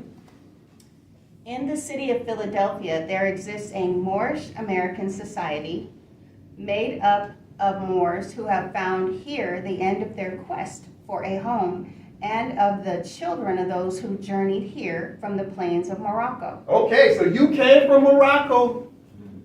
But where's Morocco? Well, you're already standing on it. You traveled like this and become a citizen of the United States of America, just like that. How did that happen? With the pen, you became what? A citizen 1933. Okay? Now, this is for the Moorish Science Temple. Keep in mind, how did the Moors actually become citizens of the United States? What happened because what? 13th Amendment, 14th Amendment, 15th Amendment, right? Naturalization Act of 1870, right? And then what happened next? A Treaty of Madrid, the Madrid Convention of 1880, Article 15 happened next. The Sultan signed a contract that allowed the European states, including the United States and the United States of America, to naturalize the Moors, to make them citizens. So when the Moors keep saying, I didn't sign no contract, the Sultan signed the contract for you. The Sultan was in charge of the empire. He was in charge of all the Moorish subjects. You got to understand what's happening here. Moors keep saying, I didn't sign no contract, no contest. Guess what, Moors? There is a contract. It's called a treaty, and treaty is supreme law of the land. It's called the Treaty of Madrid Convention of 1880, Article 15. That's the contract that all the Europeans signed and the Sultan signed. The Sultan signed for all the Moors. That's what you got to understand. That's the contract. But what about the contract? Well, listen. It says the Moorish Americans, right, is a part of what? The society. You see the society? Society. Okay, let's go back to Illinois. Let's go back to Illinois. Let's go back to Illinois. Okay. Okay. From the top. Noah, from the top. 805 ILCS 110/46A from Chapter 32, Paragraph 176, Section 46A. It shall be lawful for any congregation, church, or society, now or hereafter existing in the state of Illinois. Pause. Read it again. 805 ILCS 110/46A from Chapter 32, Paragraph 176, Section 46A. It shall be lawful for any congregation, church, or society, now or hereafter existing in the state of Illinois. Pause. So the society is where? It's existing. Where does it exist? It exists in the state of Illinois. The society. Okay, let's go back over to Resolution 75. The society, all the societies, the Moorish Science Temple, all of them come under the jurisdiction of any charter state where they register their corporation. You see what's happening? That's the society. But did they say the state? No. Called society. So what else do they call a society? Okay, what's a society? The society is what? The church. Right? The church. It says your congregation, church, or society. See how they bundled it? But all of them are existing now or hereafter, existing in the state of Illinois. This is statute of Illinois. And all the several union states got the same similar type of statutes when it comes to religious corporations. Okay, going back to the Constitution. Now the Constitution makes sense to you. Just a moment. Okay, so Illinois' Constitution talked about religious freedoms. And this last sentence says, nor shall any preference be given by law to any religious denominations or mode of worship. So there's no preference given. They make no distinction between a Baptist church, Jehovah's Witness, Scientology, or Moorish American. They're all religious organizations. So how is the Moorish Science Temple keeps saying they're a state, but the Baptist church don't say they're a state. Scientology don't say they're a state. The Jehovah's Witness don't say they're a state. Nobody keeps saying they're a state except for the Moors. You know why they keep saying they're a state? Because of the sellout. The sellout has told the overseers to tell the other Moors, yeah, the temple's a state. Oh, you guys got a government. Don't even trip. And then Moors getting caught up on this, whether it's through the temple or through a civic organization. Is a civic organization a state? No. So if you say, yeah, man, I'm part of I'm the Moorish American Civic Organization. So, it's not a state. We got to learn from this, Moors. I don't mean to be condescending, but we got to tell the truth. We're looking back, Sankofa, then we got to take it forward. We got to learn from our mistakes of what the Moors have done and what they presently continue to do. I'm talking to the students. I'm trying to help the students right now. Because your Moorish American teachers are not going to course correct. They're making too much what? Money, because they got what? A corporation, and corporations are designed to do what? Make money. Non-profit, tax-free, that's right. Right? These are nothing but pyramid schemes.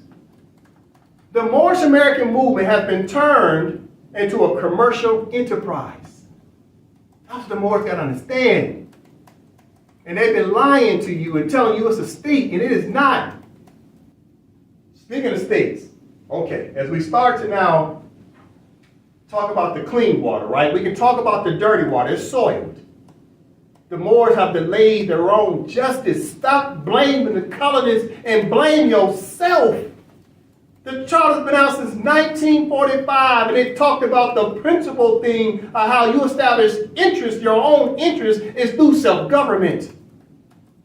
But the FBI convinced the Moorish Science Temple to tell all the Moors that the Moorish Science Temple is a state. You see what happened?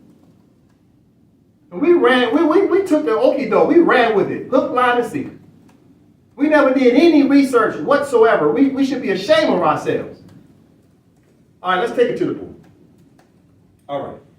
What are we going on right now? The Charter of the United Nations, Chapter 11, Articles 73 and 74, writes about what? Declaration regarding non-self-governing territories. What do we learn about a territory? A territory either belongs to a state of the indigenous people, or it belongs to the colonists who overseen the indigenous people's territory because it's yet to be re-established to emerge as a state just yet. But the Moors have been told their territory is already a state. They were lied to. It's still non-self-governing.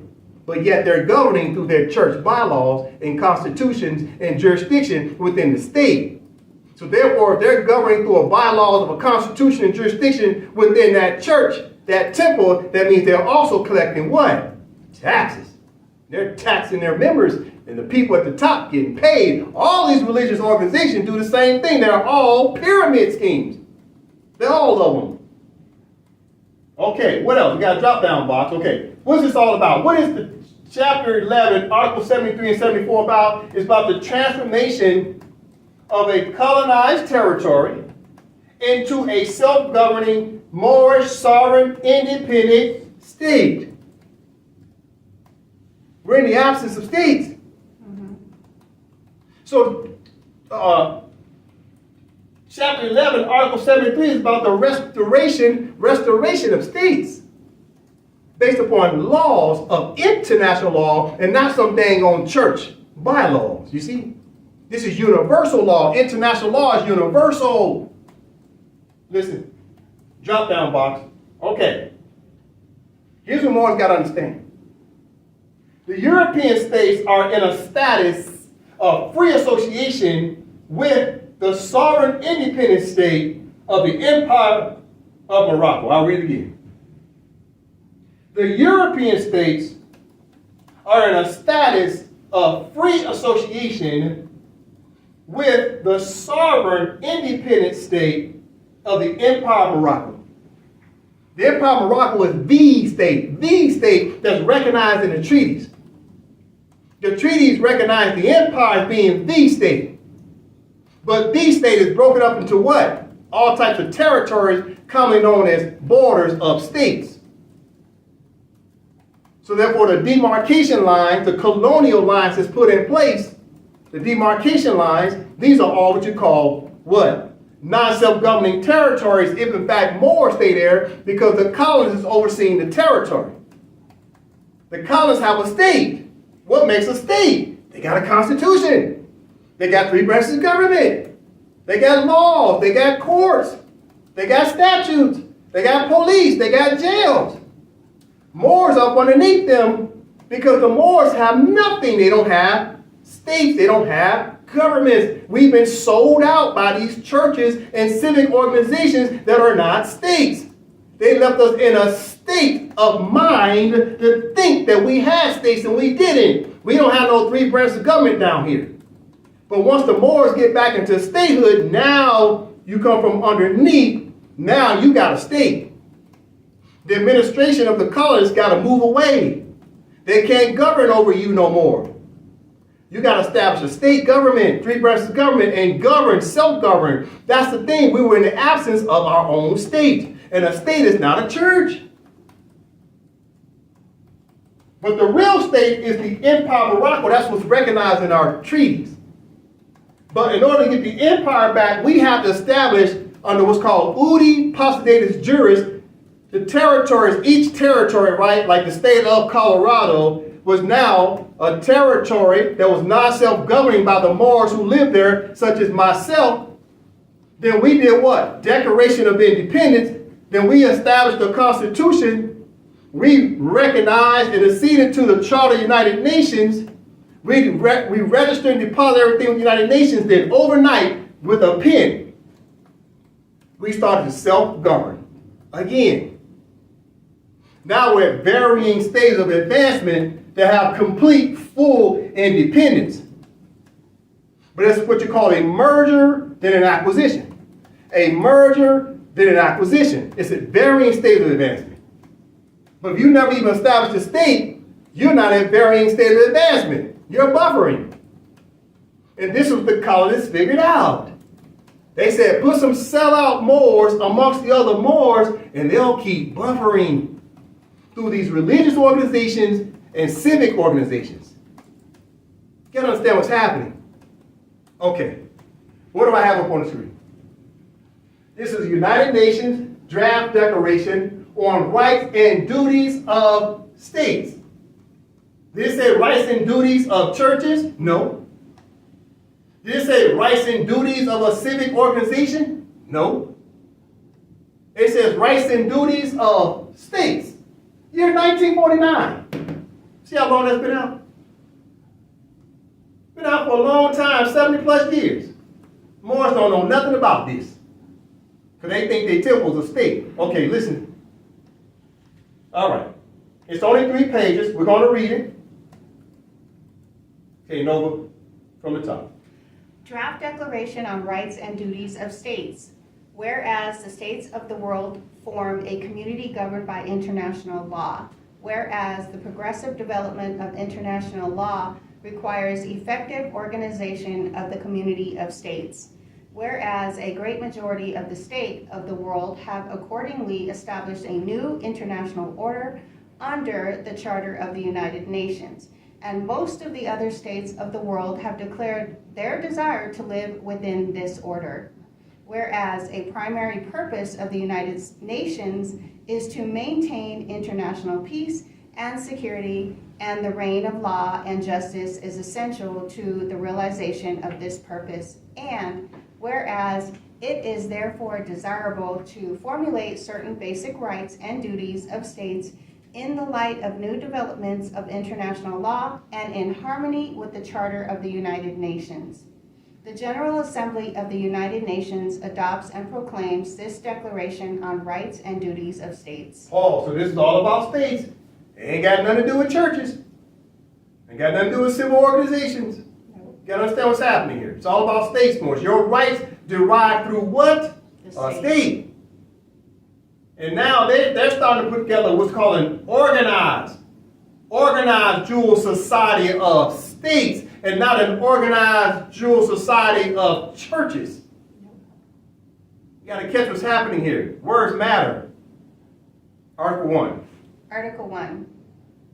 Every state has the right to independence and hence to exercise freely without dictation by any other state all its legal powers, including the choice of its own form of government. Article 2. Every state has the right to exercise jurisdiction over its territory and over all persons and things therein, subject to the immunities recognized by international law. Paul, so Articles 1 and 2 tell you immediately it is the state. The state has the right to independence. You see that? The state. Moors, come on now. Every state has the right to independence.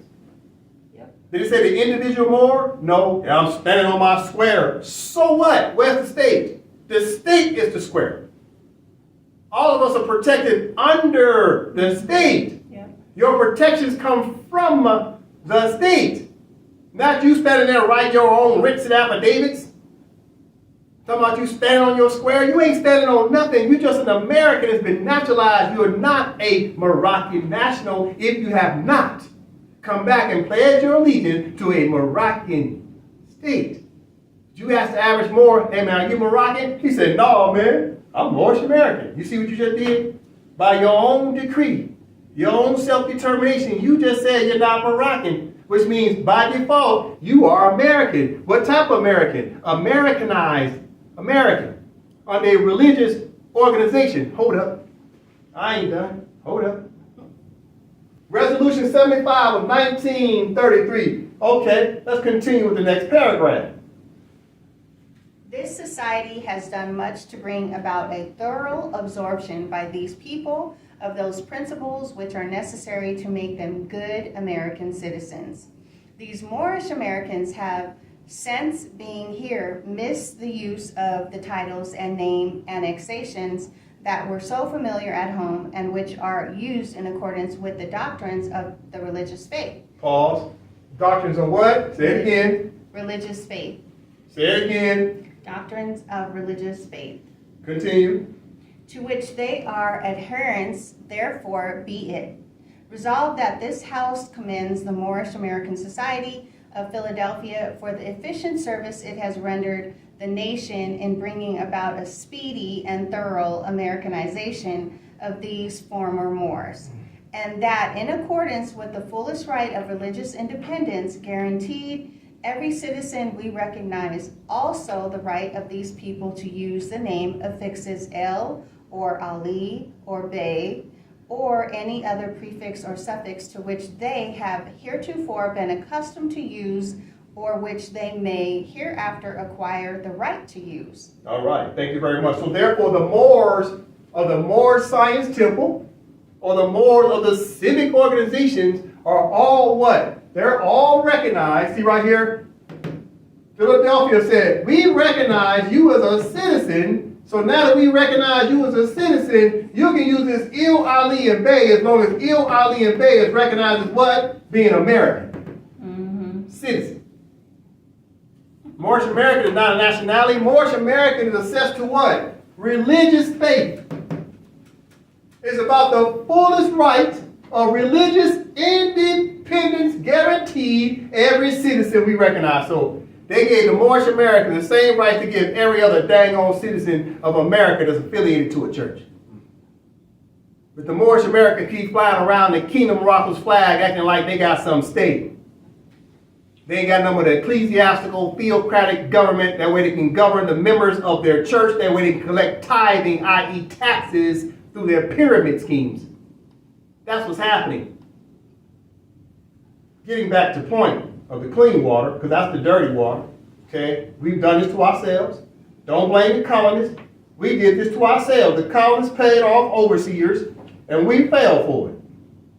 Okay, let's start from the top. Article 1. Article 1.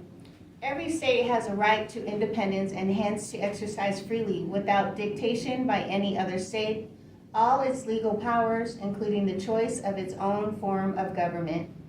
Article 2. Every state has the right to exercise jurisdiction over its territory and over all persons and things therein, subject to the immunities recognized by international law. Pause. So every state has a right to exercise jurisdiction over its territory. Remember what I said? We defined territory. They had two definitions.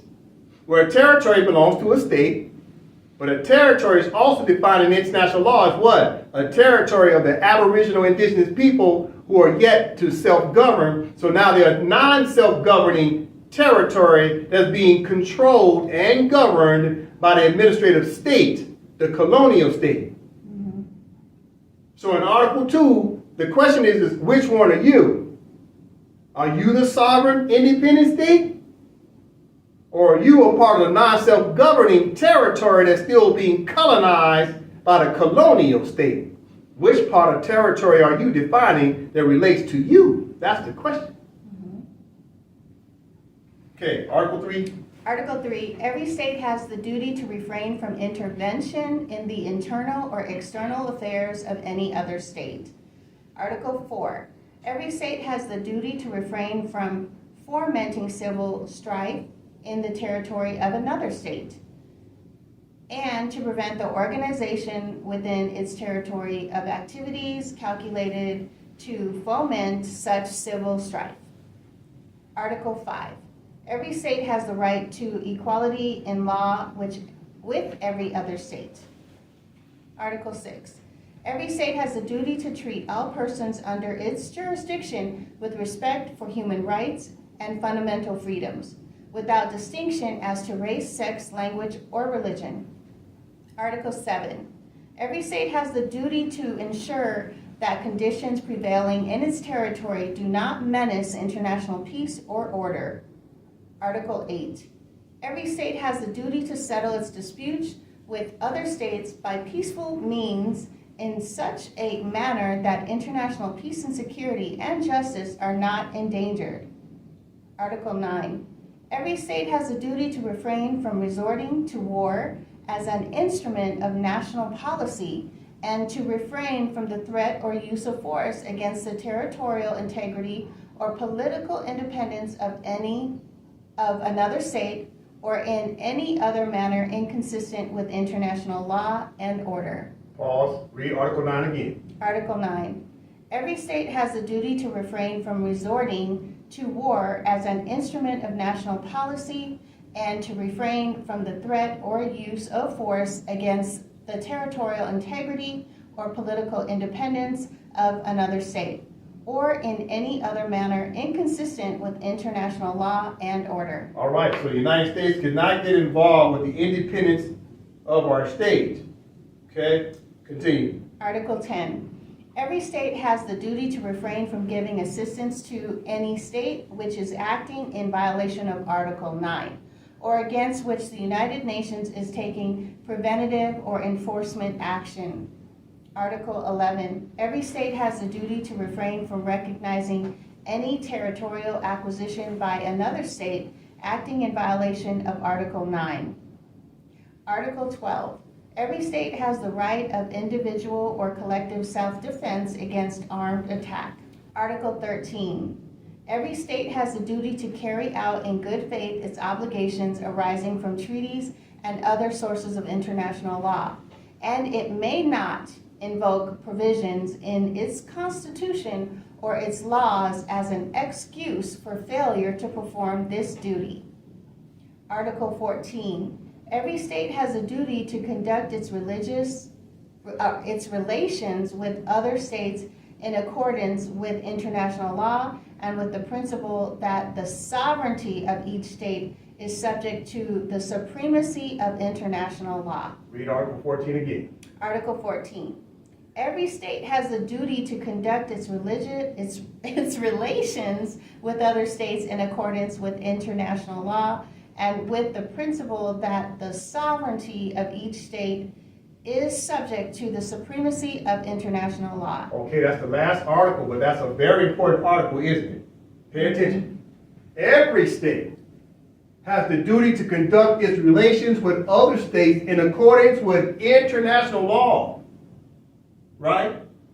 And with the principle that the sovereignty of each state, so states are sovereign, is subject to the supremacy of international law. So what's supreme in law? International law, i.e. treaties. Anything regarding international law is a treaty. Even the United States, in their own constitution, right? George Washington Constitution of 1789, right? And also the IMF's Constitution of 1871 of the United States, because the bankers own the Federal Corporation of 1871. Both of those constitutions, Article 6, Clause 2, say what? Treaty, supreme law of the land. And it's repeating itself right here in Article 14 regarding the duties of states. And states have agreed that international law is supreme. Well, if that's the case, then why haven't the Moorish Americans who claim they got a state through their temple understood that international law is supreme? Since you say you got a state, why do you know that international law was supreme? Why haven't you been teaching me the supreme law of the land, which is international law? But instead, you know what you've been teaching? You've been teaching out of religious books, literature, writing books, selling books, accepting donations, asking for cash apps. You've been preaching, you've been singing, you've been marching, and you've been telling people to keep hope alive instead of studying international law. If international law is supreme and you claim that you got a state through the temple, then why haven't you been teaching international law? It's right there. It says, the sovereignty of each state is subject to the supremacy of international law. This is how we know we've been sold out. We fell for it. It's our fault. Stop blaming the colonists when the colonists wrote this. For everybody, it's universal law. International law is universal law. It governs everybody regardless of the complexion of your skin. It's all about the state. And the state don't have no complexion. It's just bound by law. What type of law is the state bound by? International law. That's what we should have understood. This is too easy. This came out in 1949. Listen, what do I have up here? This is the 7 states because the Moroccans, not the Moorish Americans, but the Moroccan nationals have been following instructions of international law. What do I have up here? 7 Moroccan states. 1, 2, 3, 4, 5, 6, 7, right? And I got them outlined in red. That represents an Udi Posidatus jurisdiction based upon the new international borders of each of our Moroccan states. But look at all the rest of these opportunities for Moors to take over these territories. These are territories, non-self-governing territories. AMPAC, as an example, is what? Self-governing. We had varying states of advancement. It's no longer just simply called a non-self-governing territory. It's a self-governing territory at varying states of advancement because we've been checking the boxes just like the other 6 Moroccan states that you see up here. And this is wide open for other Moors to establish their states. But wait a minute. Okay. Moors have this misconception that they can just turn around and say, man, we don't need no stinking states. We should just claim all this from the East Coast to the West Coast because this is all our land. So 7 Moors going to get together and claim all the land. What do you think the other Moors going to say? They're going to say, oh, hell no. Okay, since we know it's going to be a problem because it's going to be a misunderstanding, guess what international law did? It made it easy for the Moors to learn how to get along amongst each other so we can share power. Watch. Okay, listen. Now, like I showed you, this is the map, right? All the Moors have to now take over a territory through their constitution, but then they have to follow international law, right? International law under what's called Uti Possidetis Juris.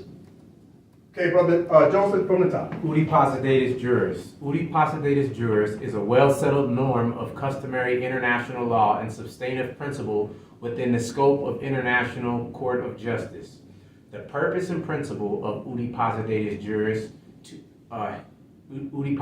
Juris help to avoid conflict, fratricidal suffrage, or confusion that results in mediation, arbitration, and judicial pacific settlements of disputes between states. Right, so Uti Possidetis Juris is a customary norm, right? There's no actual legislative act from the United Nations as a resolution, but the ICJ, under what's called customary international law, has set forth rulings that recognizes Uti Possidetis Juris as a norm of international law, meaning it's binding on all territories where people are trying to decolonize. So Uti Possidetis does what? It helps do what? It helps to avoid conflicts. What type of conflicts? Oh, fratricidal suffrage. What's fratricidal? Okay, here we go. Brother Joseph. Fratricidal. Adjective, relating to or denoting conflict within a single family or organization. All right, so fratricidal means relating to or denoting conflict within a single family. What's a single family? Moors. So if one group of Moors trying to claim the entire empire, that's not going to work. That creates fratricidal disputes. We start infighting, okay? Listen. Okay, Merriam-Webster. Brother Joseph. Merriam-Webster's fratricidal definition and meaning Merriam-Webster's. Fratricide is the act of killing one's own brother or sister or an individual having a relationship like that of a brother or sister. It can also mean one that murders or kills such a person. The word comes from Latin fratricidal for frater brother plus cida, killing. See? So fratricidal under Uti Possidetis Juris. Uti Possidetis Juris keeps the Moors from killing their brother over territories. Okay? Listen. So therefore, they keep the Moors from trying to say, man, me and my homeboys claimed all this. Well, that's going to cause a problem. So instead, international law said, okay, you Moors, all you indigenous people have to reclaim the land one territory at a time. That way it minimizes fratricidal disputes. Because the Moors, and let's say AMPAC's jurisdiction, the Moors here, we can now deal with this territory. This now is a self-governing territory with the Moors here. But we don't have to worry about the Moors in Utah arguing with us at AMPAC. So it keeps the conflict down to a minimum. But what if AMPAC back in 2021, February 28, 2021, when we wrote our Constitution, what if we wrote our Constitution and said, yeah, man, AMPAC is the government over all of this? that will start a fratricidal situation, you see? But instead, international law is smart. They said, no, let the indigenous Moors wake up and take over each territory, one territory at a time. It maintains the peace. It keeps everything orderly. It also gives the United States an opportunity to understand that we're doing this the right way. It keeps peace even with the colonists. It keeps peace with the United States. It keeps peace with each one of these territories. You got to understand what's happening. It's a merger, a slow merger, then it's an acquisition. But you got to check the boxes of international law, because international law says we have a right, beyond a reasonable doubt that we can utilize the process of uti possidetis juris to take back the empire one territory at a time. You gotta understand what's happening. All right, listen. As I start to close out, this is the Treaty of Madrid of 1880, Article 15. Before we could establish the state, first we have to read the treaty and follow the instructions of the treaty. The Sultan signed this treaty. He gave the United States of America and 11 other European states the right to naturalize the Moors all throughout Europe, all throughout the West.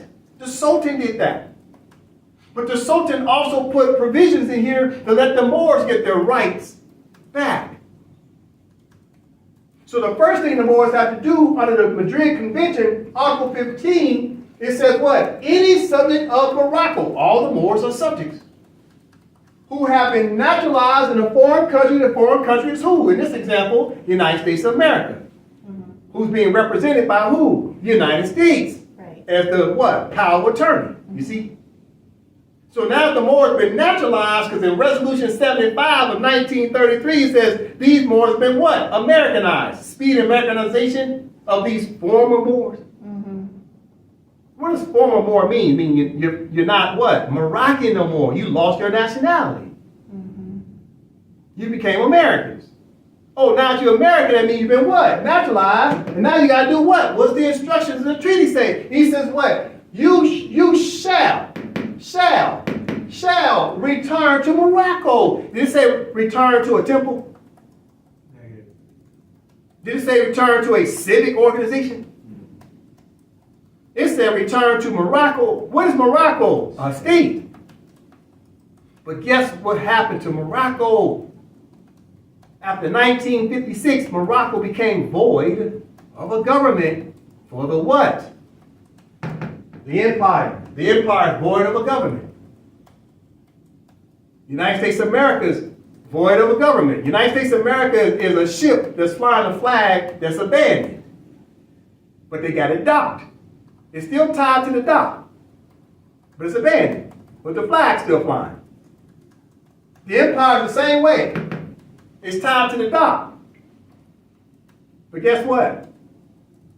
The empire always had Moors in it, but the Moors have been naturalized as Americans, or naturalized as British, or naturalized as French, or naturalized as Dutch, or naturalized as Spaniard, or naturalized as whatever.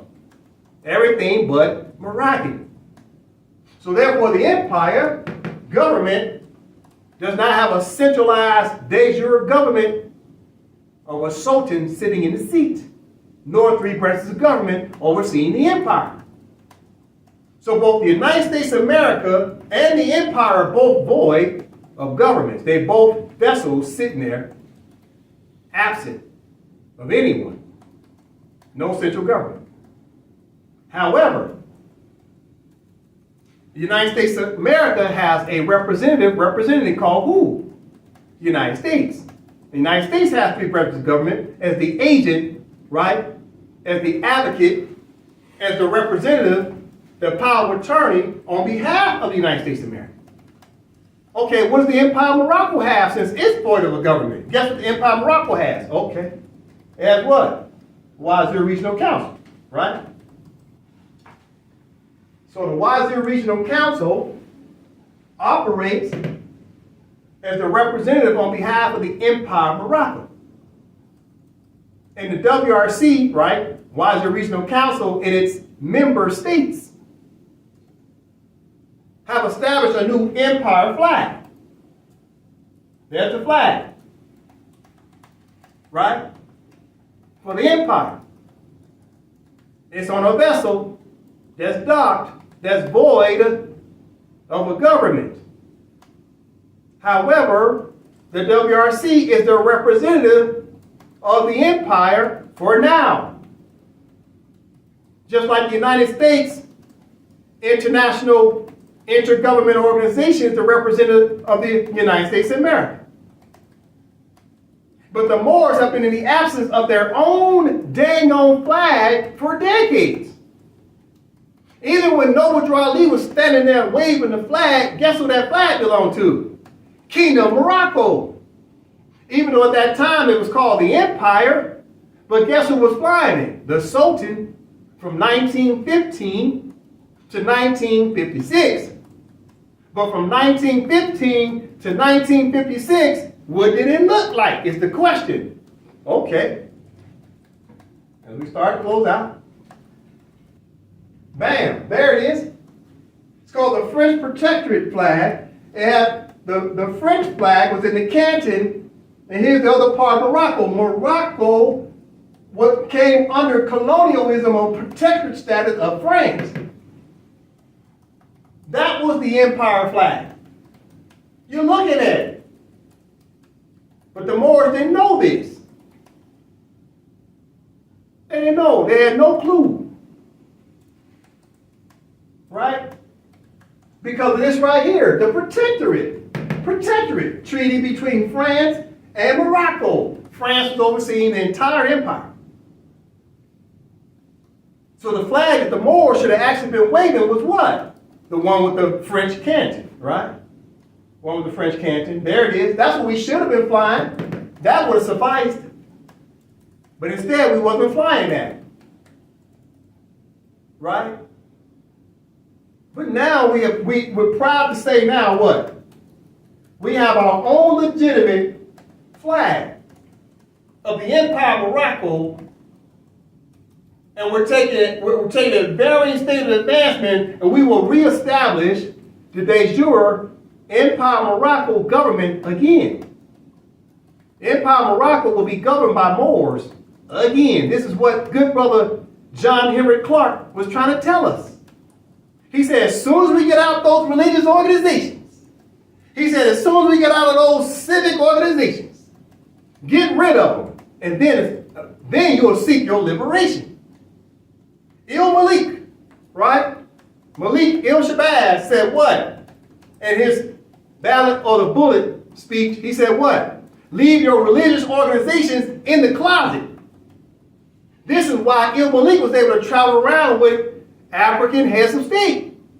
He became a full-time politician because he got rid of the religious organizations. He got rid of the civic organizations. John Henry Clark got rid of the religious organizations. He got rid of the civic organizations, and he was able to move forward freely to tell the Moors how to get their liberation.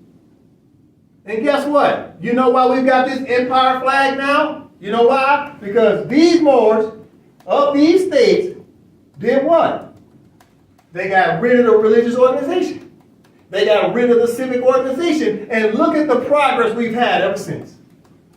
You see what's happening? The truth is in the pudding. Here's the proof of it. Not only do we have our own seals, we got our own flag, right? So now, all our territories have flags, right? So here's the empire flag. And now these 7 states, 1, 2, 3, 4, 5, 6, 7, have their own flags, each territory. So here's AMPAC's flag, right? Listen, here's AMPAC's flag. But guess what? The Moors of Meru state government, which is Ante, Indiana, right? The Moors of Ante, Indiana, right? Meru state government, their Moors don't come under the protections of AMPAC's flag. Listen to what I'm saying. AMPAC's flag only protects the Moors in our jurisdiction. Right. But our flag does not provide protections for the Moors in Marul's jurisdiction. Marul's flag only protects the Moors in Marul's jurisdiction, Ante, Indiana, but Marul's flag does not provide protections for the Moors of AMPAC. Okay, if that's the case, all right, then why does the Moorish American keep thinking that this flag of the King Morocco provides protections for you? It only provides protections for the citizens of the Kingdom of Morocco. Therefore, the Moors needed their own flag. This is too easy. We got to understand this.